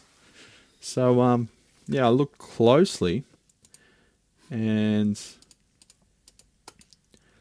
I cut a good one. See, it's got 1, 2, 3, 4, 5 flux cores. This is Loctite Multicore. So there's 5 cores of flux in the center of the wire. Now this is an 0.7mm diameter wire. So we're zoomed right in there, right to the limit of the poor little phone camera. You can sort of see there, 1, 2, 3, 4, 5, like a slice of a fucking cucumber or something. Or a okra. Oh, there's the valve sockets again. Hang on, I must have to go the other way. It's a failed Ernie ball pickup. No, maybe I didn't take a photo of that. But yeah, one of them, I took a slice, and you could see clearly that there was no solder in there. So yeah, here's that orange amp I was talking about, the Rockerverb 50. They actually say FR4 2-ounce copper on the board there. So they're promoting it. Oh, here's a Bogner Ecstasy, which had a failed style switch, old versus new, and that's just a triode pentode switch. So I had to replace that. But that's the chassis view of the orange. It looks a bit messy because of the heater wires, but everything works. They're good amps. Anyway, long story short, to get around that solder issue, we twisted a length of good wire around a length of the fluxless wire.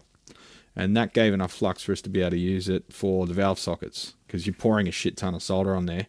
So that was enough flux to be able to use it. I still sent them an email, and they seem to not believe me. I don't just make this shit up, man.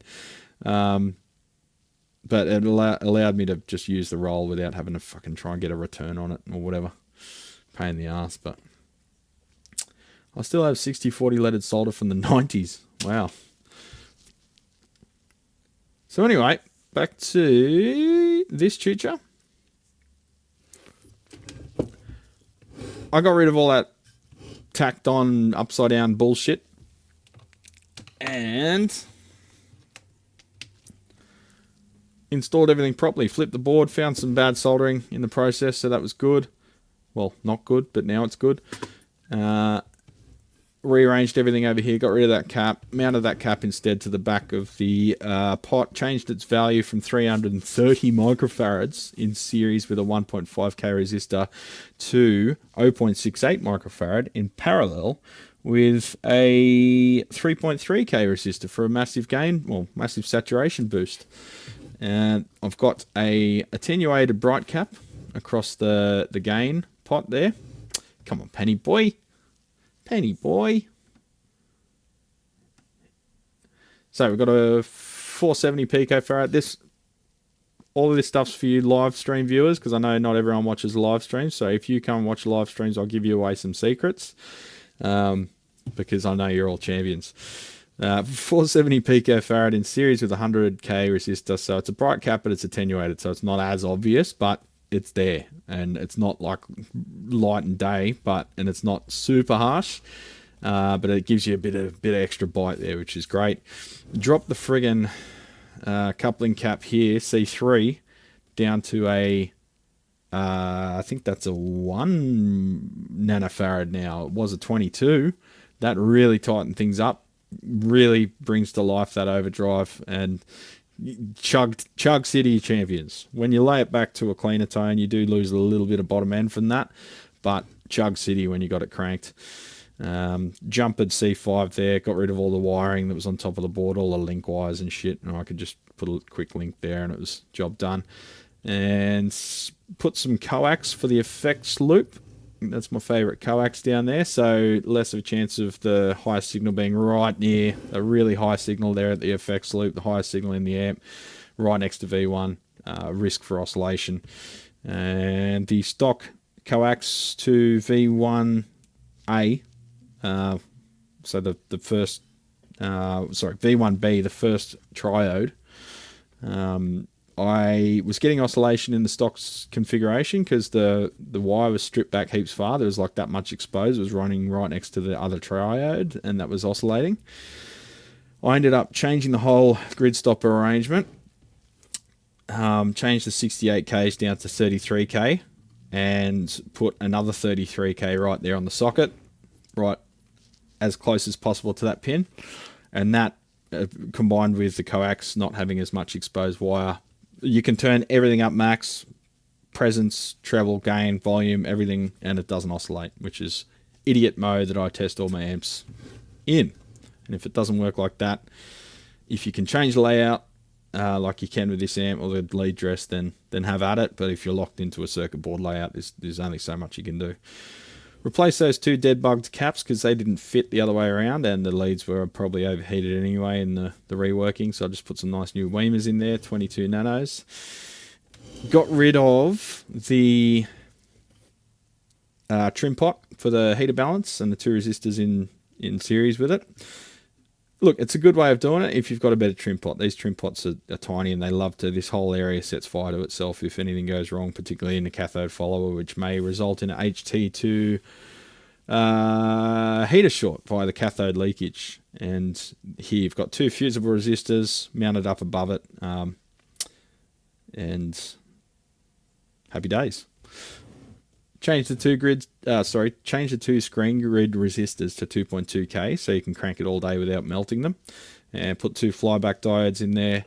And on the negative feedback, I did a preset depth mod consisting of a 4.7 nano Weema film cap in parallel with a 220k resistor to create like a depth mod, like a resonance control at like, I don't know, 60% pop travel, something like that.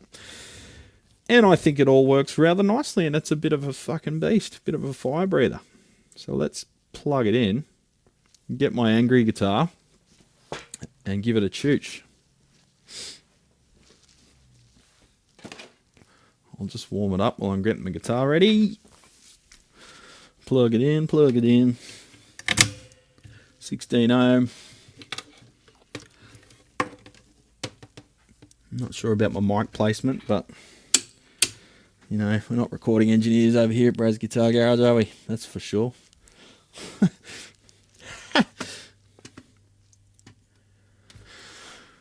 Alright, Strat Boy, you can go away for a sec because I want chugs.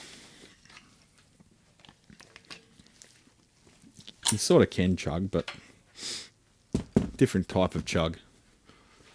Not machugger.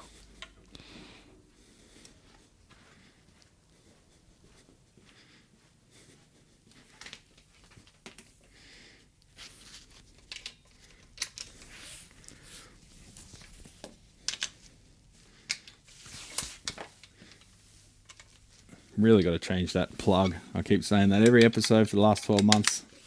You put a Neutrik silent plug on it, I think. So if I do pull it out, it won't go crazy on me.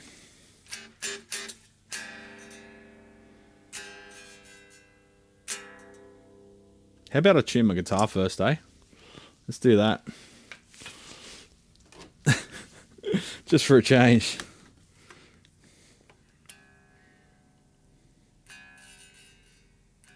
We're down to drop C, legends. A little bit floppy. I'll have to up the gauge next time I change the strings.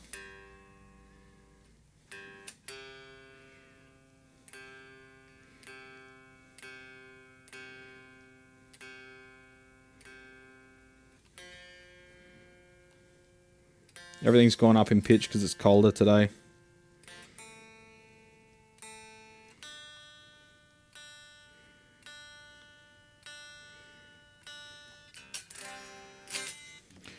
Good enough for rock and roll. Alrighty then. Sorry I can't show you the control panel, but it is what it is. Alright, just mute my mic and check a level.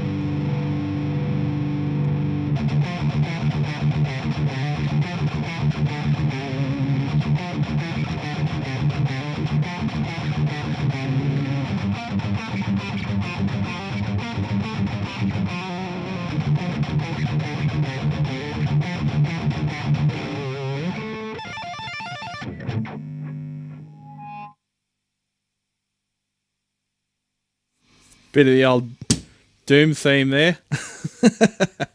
She's got some jam, this thing now.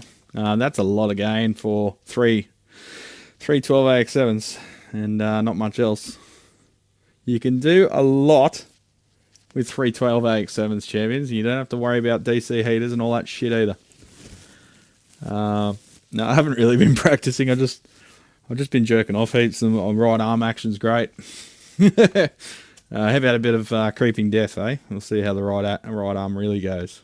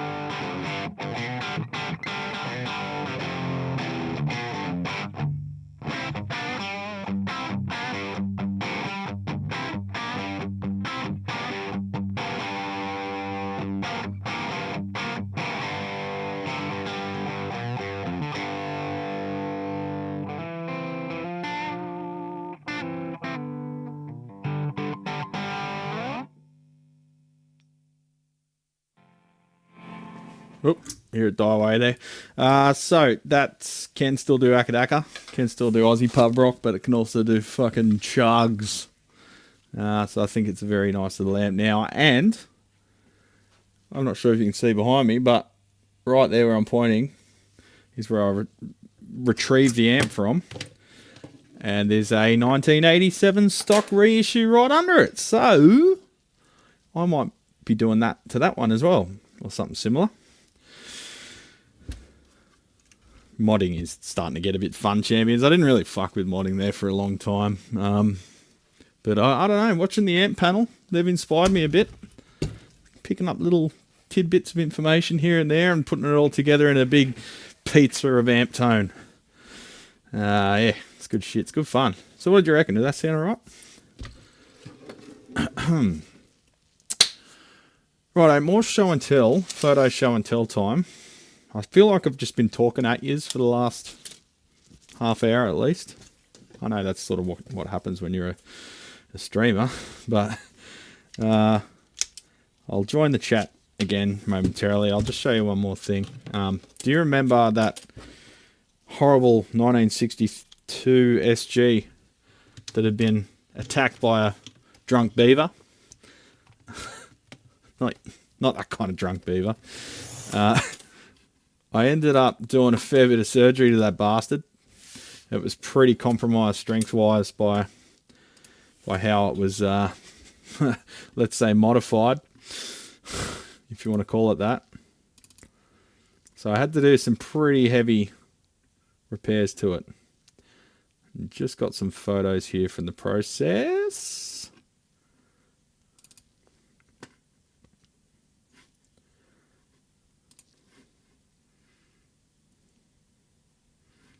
Oh. Desk chair. Mum and Dad, hang on. There we go. Mum and Dad did some gardening as well. I'm not sure why we're planting vegetables at the start of winter, but anyway. So I had to route out this whole section here to get rid of all the rot, all the horrible shit as deep as I could. Filled them with epoxy and cut some really tight fitting mahogany blocks to fit in the pickup holes, because the pickup holes were, you saw the video. If you haven't, go back and watch it. Fucking horrible. So I had to infill them. See, there's a fucking cave down there. You can go cave diving in the SG. So all this damage here was repaired, and when I was routing it, you could smell it smelled like araldite. Araldite's not an option for repairs generally, but not a lot we could do in this situation, and it was very rigid. Sometimes araldite doesn't quite harden ever, but this stuff was rock hard, so luckily. I don't know what we would have done otherwise, but there was a bit of flex, because really the only sort of strength you've got is this section here and this section over here, and they've been broken and re-glued.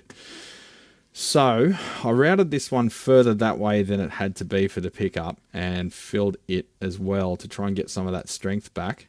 And if you watched the previous video, the previous person had like counter sunk these to the point that they were barely there. You know, it was like a little shell of wood. So I cut some plugs, filled those 2 toggle holes, and 2 pickup holes. You can see clamped in there with epoxy. And then I rerouted them. Now, that's as far as my photos go, because I haven't taken any photos of the rerouted pickup cutouts, but I have cut them. And they're ready for finish touch-up, and then reassembly, and then I can get this one back to its owner finally, because this was I didn't want to rush this one, because it's been very disrespected in the past, and I wanted to give it a bit of the respect, as much as respect as I could give it, given what's happened to it. You can see the pencil mark there showing where the cutout was. When they manufactured these bodies, before they glued the neck on, they came in this way with a long drill and drilled these through these 2 pickup holes, through the neck pocket as well. Well, it's not really a neck pocket, it's the end of the neck. And then into the electronic cavity. So I'm going to have to just like excavate a little bit with a drill to gain access to that hole again. Because obviously we can't drill through the neck anymore because it's glued on. But yeah, I've rerouted the pickup holes. There's a lot more strength in this area because the pickup hole, it's got the proper ears for the ring, pickup ring screws. And there's just a little tab cut out there for the pickup height adjuster. So we've put a lot of meat back in this area to try and strengthen this up, and there's a lot less flex in that neck. You could literally move it and see it sort of bending and flexing. Not only that, but the holes are only as deep as they have to be. So I made a note of the height of the pickups when I took it off and how deep they have to be, and I only made the pickup cutout just another mil deeper than the pickup when it's flush with the cover.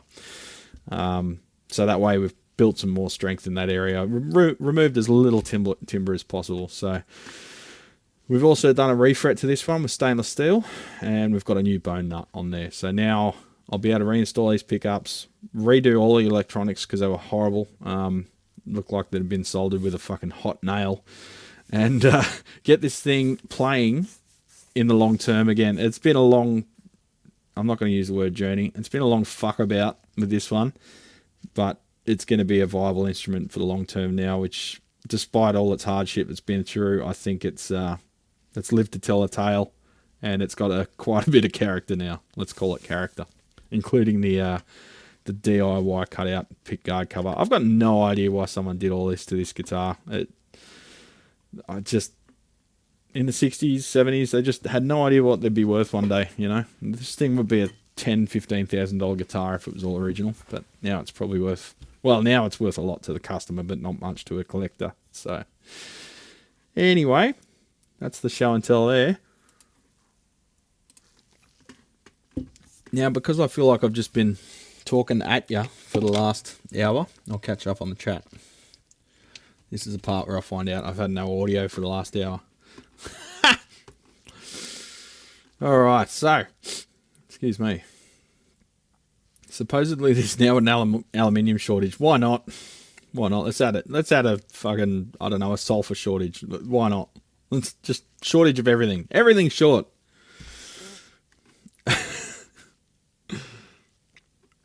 So yeah, the last comment I think I've paid attention to, usual things one, you're still wondering about a Vibrolux build, Brad? Yes, I am. I've got a lot of other projects I want to get done first and get to market. So I've got some vintage amps here which I'm going to restore, I'm going to do videos on, and you'll be able to buy that amp because it's not, it's excessive to my needs, but it would be a absolute beast for well, a few of them. I've got a Splawn Nitro, which I want to resell once I repair. I've got a Fender Black Silverface Super, which is one of the worst amps I've ever seen in terms of condition and what's been done to it. You'll love that video series. And then I'm going to put that one up for sale. It's going to be a fucking beast because I've got some big things planned for that one. It'll be a life for that one. If you buy that amp, you'll have it forever. I've got the Super Bass. I know. I'm getting to it. I've got the 1974X, which I'll do a video on since I didn't have time to do a video on that one. I just demoed for you. I've got... What else did I acquire? Oh, I've got to do videos on the JCM 2000 board installation. Pardon me. I've got... What else have I got? I've got a Music Man. I might actually see his tomorrow morning as well. And we'll go over a Music Man HD 130. Another Marshall head. I can't remember what type because it's in a road case. A couple of DIY amps which are fucking horrible. Which you'll have a good laugh about. And I've got a high watt. A couple of high watts. I've got a DR... I always forget the number. 103? 100 watt thing. And, or is it a 504? I can't remember. 103, I think.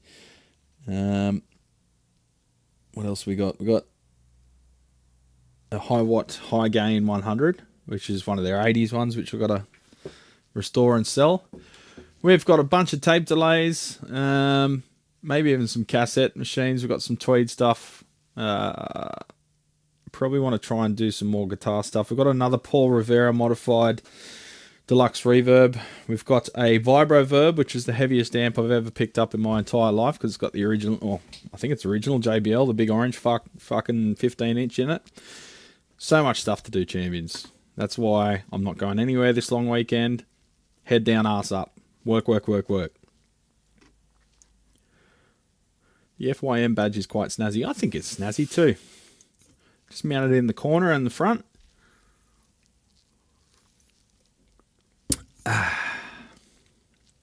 Yeah, Lucky Jim. I assume you're talking about the Princeton chassis. Chuck 2 EL34s in there, solid state recto, and give it a fucking, I don't know, like a Vibrolux transformer would probably fit. You could probably even mount that horizontally. You'd have to enlarge the cutout, but as Satch Modi, that Seth says, he's squeezed Bandmaster transformers. Well, Bandmaster and is the Vibrolux? No, the Super and the Bandmaster have the same transformer. The Vibrolux is a different transformer because it's lower voltage. Yes. Absolute piss take. What am I piss taking? Was that the big amp? Oh my god, what the hell is up with that Marshall? What's up with the Marshall? What Marshall? Love the nail polish, so you know it's been fucked by a true genius. Oh, piss take about the stuff that they've done, yeah. Got your usual things. The red stuff is there to poison other techs when they try to unsolder it. Yeah, I have my cotton buds down here, and I've got my bottle of acetone up there, and I'll wash that shit off before I melt it, because holy fuck, it gets stuck in your throat, man. It's like when you smoke a cigar and you accidentally breathe it in. It's like that shit. And you can fume extract it all you want, but it fucking still stinks. Awesome album name, Crackhead Behavior. It's gonna be fuck, maybe that's a good idea for a t-shirt. Just show some really shitty work and just say Crackhead Behavior. Dead bug style wiring. I was just gonna say, of course that has to be epoxy. Make it permanent. I just grabbed the pliers, Seth, and moved it back and forwards, and it let go pretty easily, and then I could clean off the rest with acetone. Acetone did loosen it a bit, so probably araldite or something. It had a very shiny look to it. You could tell it was thin when it was mixed. Araldite tends to be a bit thin. My old model making days coming back to haunt me. I own silver on paper. Oh, so not really? Oh, I don't know. Thanks for helping me with that broken headstock repair, Brad. I appreciate it. I didn't use epoxy though. I used Titebond Red. The epoxy was like $60 for one-time use. Yeah, it's expensive, but it's good shit. Titebond should work, man. If it's a joint that's under a lot of like lateral load or something, Titebond's generally no good because it's got creep. Except for Titebond 3, I think doesn't have creep, but Titebond 1 and 2 do. Titebond is good for just if you've just got a crack and it's been under load once, because it's, say someone sat on your fucking guitar when it was on the bed, right? So you got a Les Paul, of course a Les Paul, what else? And it's under a blanket or something, and your groupie comes in and lies on the bed and says, "Take me," but then you just hear a crack and they've thrown themselves on your guitar headstock, and just it was under load for that moment that they threw themselves on it in a fit of passion. But now that load's gone away, different type of load, the joint's gone back to pretty much closed. That's when Titebond can work for you, but bear in mind any water-based glue is going to swell the grain a bit. So sometimes the finish won't go back exactly to where it was because those Titebond has swollen the grain a bit. It's swelling, you know. That's not lots of double entendres in this segment, but sometimes the gloss of the finish won't go back exactly flat to where it was, which is where things like cyanoacrylate will come into play. That doesn't swell the grain at all, and you can get the joint perfectly closed back up, and you can usually do that with epoxy as well. And sometimes maybe a bit of wet and dry just to flush the finish off perfectly, but often you can make it completely disappear. Matt Johnson, how you going, legend? Good to see you, mate. Good evening, everyone from South Carolina. Just got home from work to join in. Hope you're all doing well. Man, this is what I use to... Don't love saying this. This is what I use to... Oh, the solder. Right. Sorry, I'm just going back through the chat and trying to remember what everyone's talking about. That's some real horse shit, but not all surprising. Man, I've been using that solder. It was previously just the brand was called Multicore, and then Loctite bought it. I've been using that solder literally since I was 6 years old and never had an issue with it. That's the first time ever, so I'm just going to assume it was a one-off, give them the benefit of the doubt. And it did come back in like towards the end of that reel, because where there's a little, the start of the reel, there'll be a little dag of solder on the inside of the reel. Usually it's under the sticker. I fished it out and then cut the end of that. This is just my leaded stuff, but I'm just showing you. See, there's the start of the reel. You pull that bit of solder out, that goes into a hole in the center, and that's how they feed it on. I got the razor blade out and cut a bit of that, and you can see the flux core somewhere between where I was on the reel and the end of the reel. It did come back, and I think we've gotten through it now. So it could have only been like a couple of meters, but how do you know until you undo the whole reel and try to use it, eh? Yeah, not what you want to deal with while you're trying to manufacture stuff.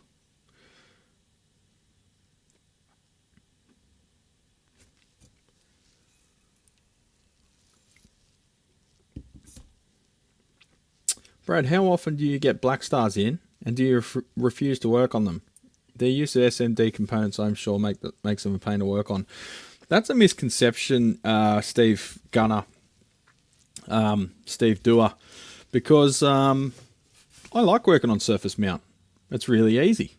You can see all the traces. You can access all the parts because they're all on the top. You don't have to get to the bottom to undo a cap or something. You can work on it from the top of the board pretty trivially, and don't have to trim leads. Surface mount stuff's a joy to work on if it's used appropriately. Black stars have improved a lot. I don't get many of them at all now, and when they do come in, they're usually something that's not the amp manufacturer's fault, like a failed valve or just filthy. And people sort of don't respect them much, so they bash them around and don't clean them and don't cover them and stuff. But black stars aren't too bad at all. Look, their concept They're basically an overdrive series of overdrive pedals with a valve output stage. Not my bag, and in my opinion, they sound a bit dark, a bit muffled. It's hard to get a real Akadaka type bite out of them, the Marshall Kerrang, but they're a different amp, and they're built down to a price.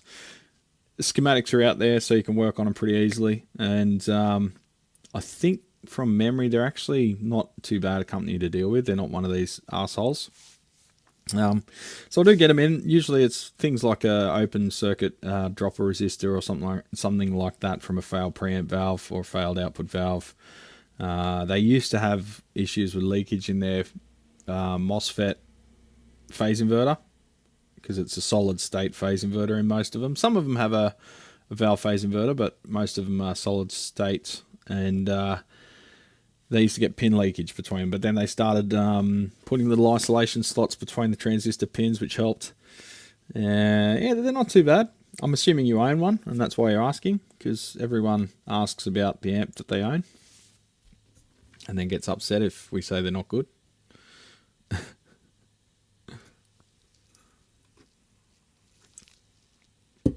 I used to hate Black Stars, but I've changed my tune to them a bit. I'm allowed to change my mind if I want.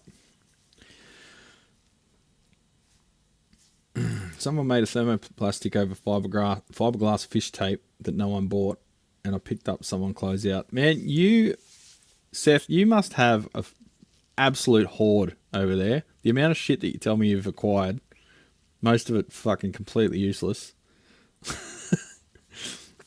I reckon you're a hoarder. Who here reckons Satchmodi's a hoarder? Sounds good, man. Great. Thank you. I wonder how 8's tuned that low would sound. Not very good, I don't reckon. How about some MI Evil? Ah, too late. I'll put it away.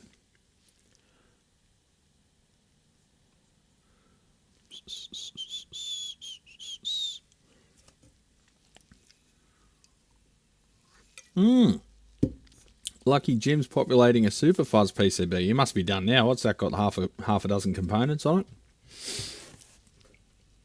I posted a heads up on some other places, but early 80s Nichicons are failing, yep, and have super corrosive electrolyte. I saw your comment on that pedal group, Scotty, and I did give it the thumbs up.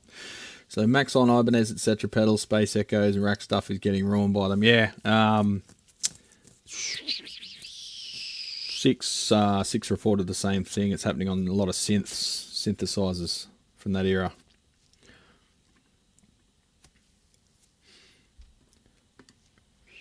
Neck looks scalloped. No, it's probably just the finger cheese. Are you talking about on the LTD? Did I come at a bad time? Never Admiral quality. Always a good time for you, buddy. Howdy. I worked on a 2204 that Jason modded. Really heavy with like 3 extra PCBs inside. Yeah, he used to go fucking crazy modding shit, eh? I think he does it a bit less these days. A bit hesitant myself to drill holes in older stuff. Yeah, don't. I suggest don't.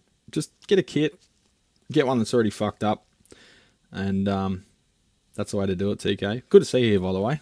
Bloody legend. Bearded legend. His beard's bigger than mine. I'm jealous. I decided to live my teenage dream. Was a huge JAMC fan as a kid. JAMC. Sorry, I'm an idiot. I don't know what that means. Araldite is a lot like JB Weld. Takes forever for it to really harden, provided it actually ever really hardens up. I think JB Weld on my Makita worm saw finally hardened up enough to tap. What? Pardon me. Ben State, how you going, legend? Champion? I fixed the hum on the normal channel of the AB165 last time I was in there. I must have left the tone wire bundle flying. Oops, tucking them back against the chassis brass strip did the trick.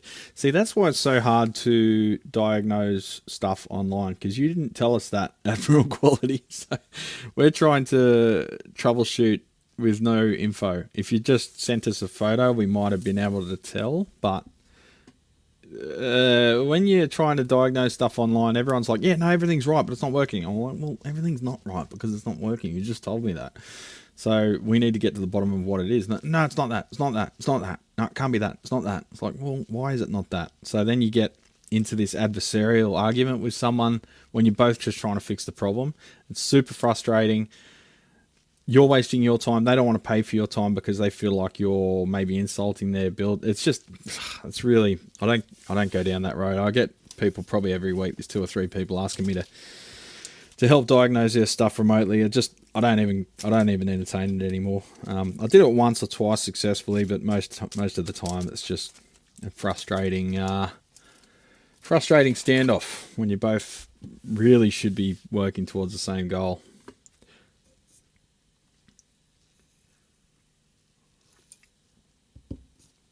Thankfully, the crack wasn't end grain, and it was a quick, clean break. Yeah, end grain's always a bit of a bitch. You've got to. That's when you've got to spline stuff and make splints and whatever. Load swelling. Yeah. Let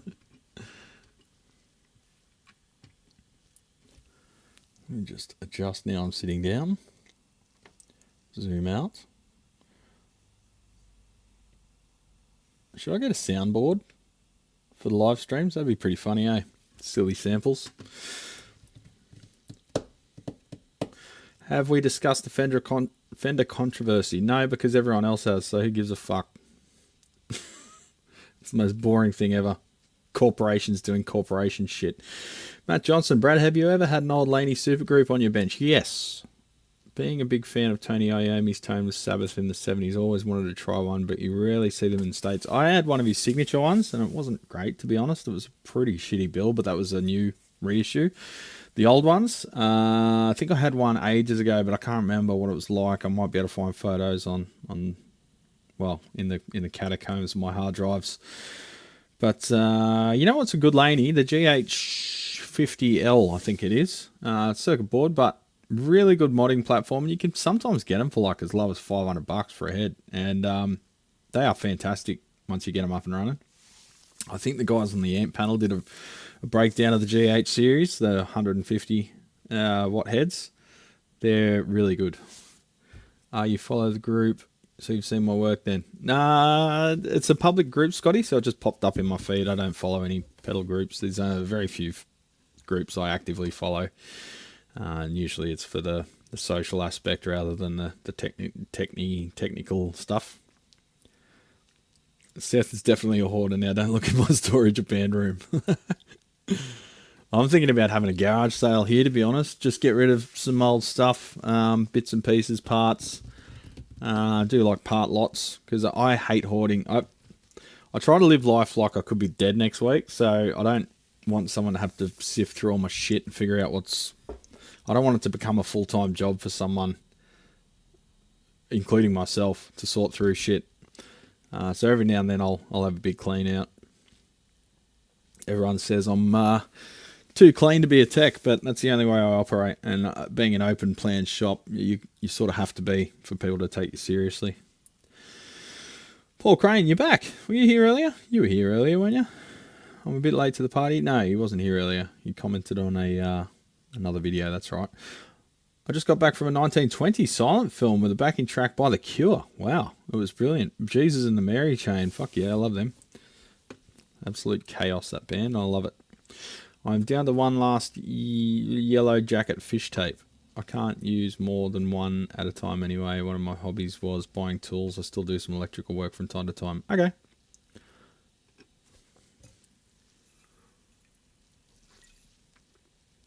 There was no argument. Maybe remembering someone else. No, I'm not talking about you, Admiral Quality. I'm just talking about trying to help people remotely in general. I'm not saying you're arguing. I'm just saying you didn't think to include that detail. We might have picked that up, but how do you know it's a problem until you know it's a problem? So what I'm referring to is other people that basically what they say is everything's right, but it's not working.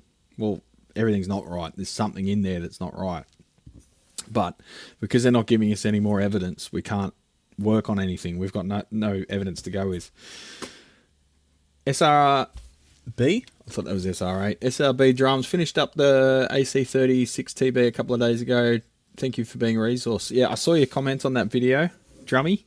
And you commented about the heater balancing. That's a motherfucker. And some of those Vox amps, I think the transformers, they really cut down to the bone. I had an issue with the 30th anniversary, which I've got another one of here that I've got to get to. The quote's been approved for that, for all the sockets to be replaced and everything, because they're dog shit. But yeah, I've had to do unequal heater balance resistors to get that buzz down before. Totally. That's definitely a thing. Just be careful. There could be a valve in there that's causing the imbalance. So just change them out with known good ones first, just to make sure you're not tweaking the circuit to suit a bad valve. And then when that valve gets replaced, you have to tweak the circuit back to suit a good valve. Because yeah, one of the valves could be throwing that heater voltage off by quite a bit, actually. Even one of the preamp valves. So the best way to do that, SRB drums, is get yourself one of those Fender style humdinger pots, pardon me, and set it to whatever the null is in the output noise, the buzz or hum, or both, and then measure your resistances and then install those resistors. If you can't get near enough to that value or that ratio, you can multiply the value by a set factor on both sides, because all that matters is the ratio of the two resistances. So say you have a 12 and an 18. You can go up to like 24 and 36 ohm. But you don't want to go below, say, 50 ohm a side, because then you're going to start dissipating too much. You want to be in the sort of half watt and above range in the resistors, and you want to get fusible resistors too, or at least safety resistors, ones that will fuse gracefully instead of setting fire to themselves like carbon comp or some carbon films. I love the AC30 circuit so much. If I recall, Brad isn't a huge fan of PI distortion. Depends on the application. So PI distortion can be good if you are just pushing it in overdrive for that sort of real barky bitey tone, but if you're going for that full-on metal saturation, phase inverted distortion is fucking terrible. So you want all your distortion out of basically the preamp, the cathode follower, and prior stage. If you want that smooth chug distortion, full-on saturation, phase inverted distortion is not the way to go about it.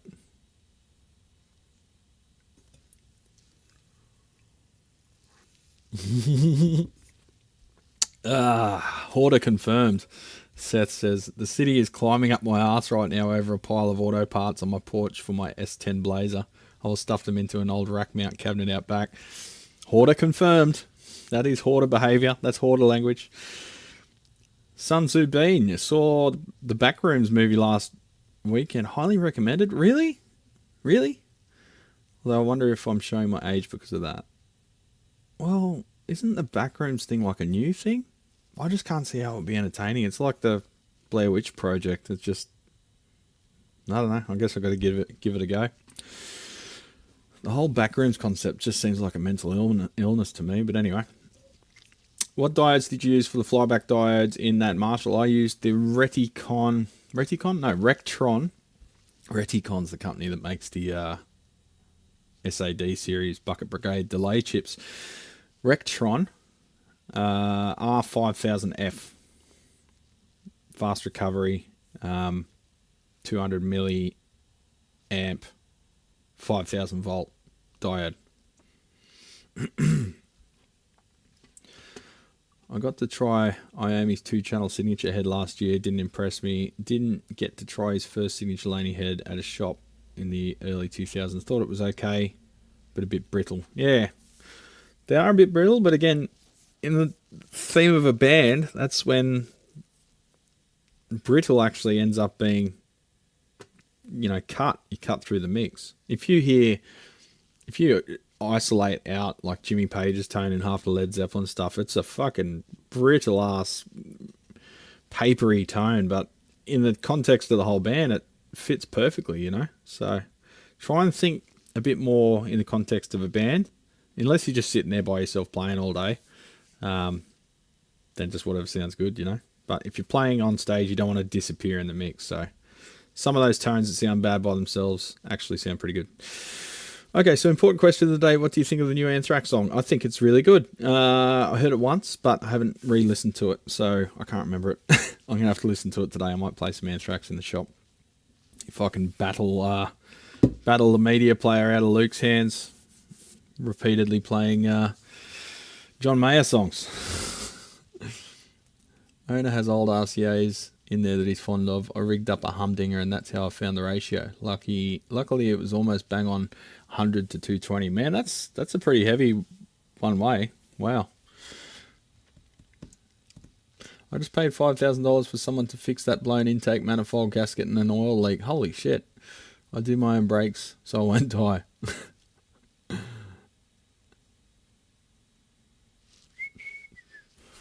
Alright, I'm caught up on chat, legends.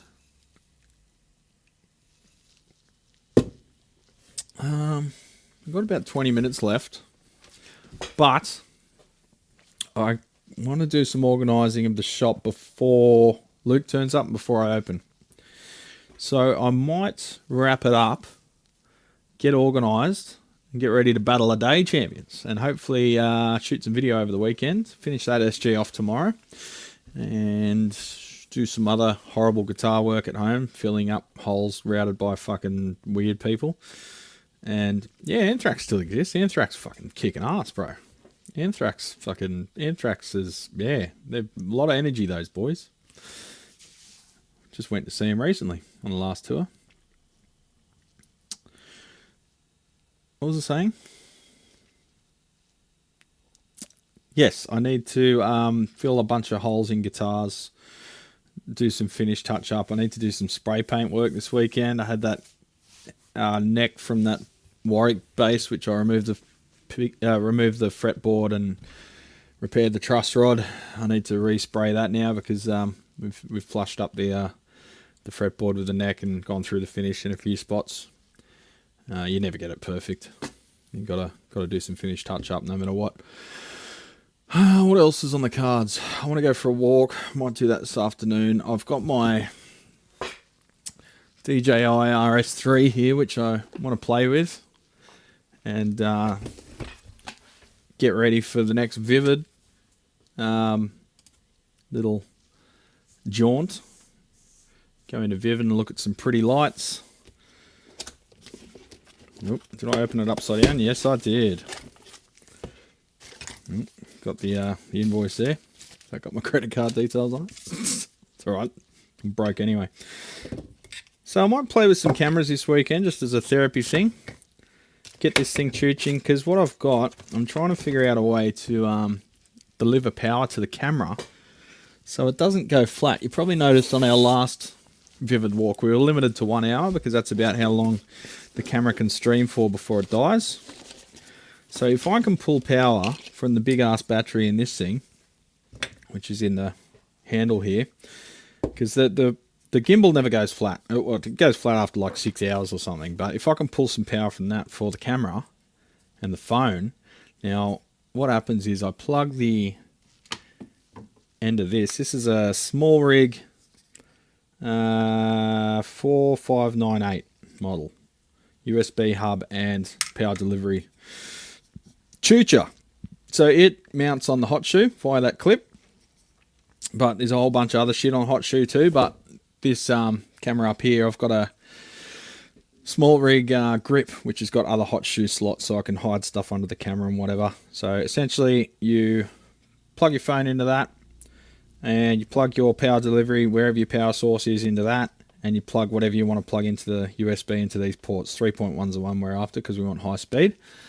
So that would be the streaming input to go from the camera through here to the phone and stream to the phone. And then the power delivery would be here, battery bank, whatever. That will charge both the phone and, as far as I know, the camera.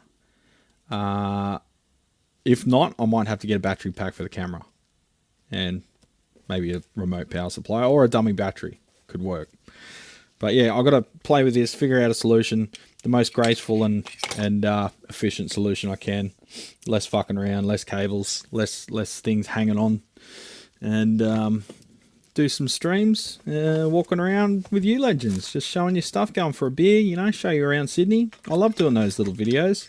Again, completely useless from an engagement point of view, but I find joy in making them, and I hope you find joy in watching them. I'm going to see if I've got time to meet up with Six, go for a beer with him, or we can be little streaming nerds walking around the city, looking at pretty lights. I always said to Shell, we should drop acid before we go to before we go to Vivid one year. Never done it in my life. Imagine all the pretty lights and stuff when you've dropped a tab of acid. Ooh, headbutt. So I got my 11mm Sony lens there,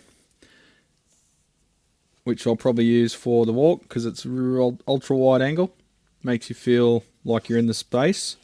And I've got my portrait lens here. That's the 56mm f1.4 for really pretty narrow depth, shallow depth of field stuff and portraiture and architecture and stuff, getting details.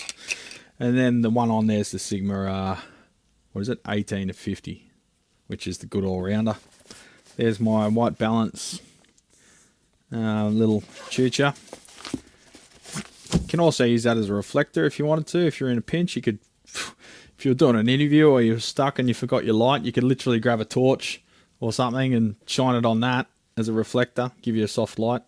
But that's the neutral grey for setting your white balance.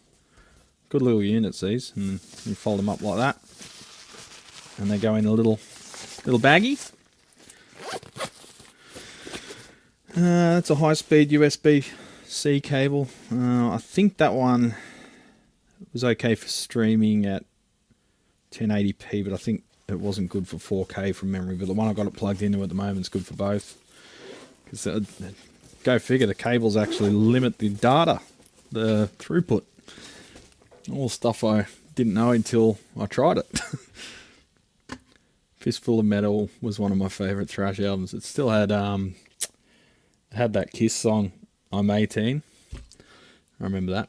Oh, speak of, when I was 18, some hack mechanic put new brake pads on a Ford under warranty, but the brake rotors were about as thin as typing paper. The brake pads delaminated on me at 60 mile per hour. Nice. That's awesome. You live to tell the tale.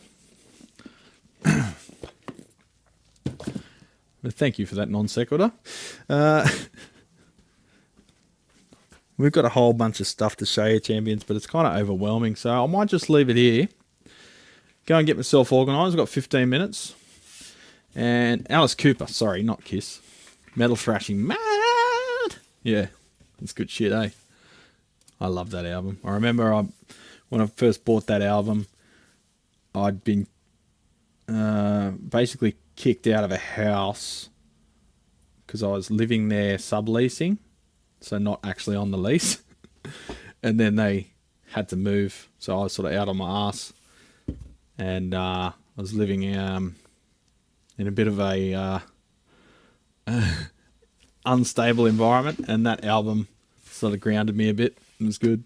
Used to go out. Didn't like coming home, so I basically lived at the pub with my mates.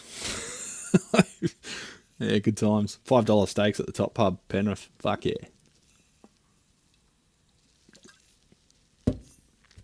Anthrax coined the term thrash metal with that song. Really?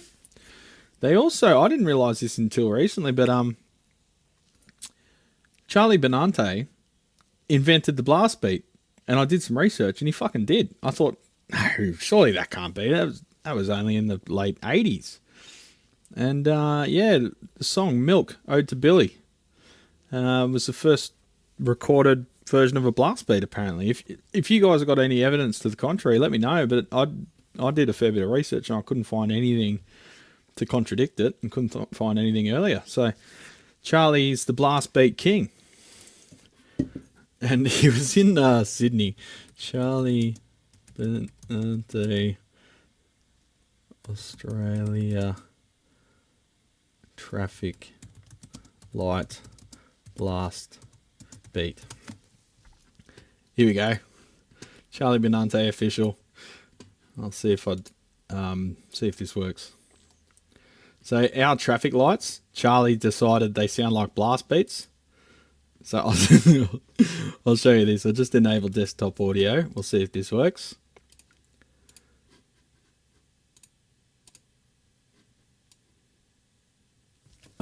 Is my stereo on?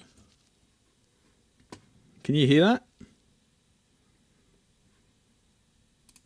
I don't know if you can hear that.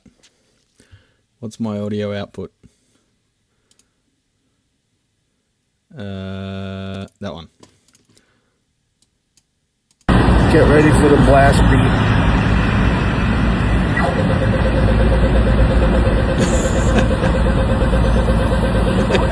He's such a legend.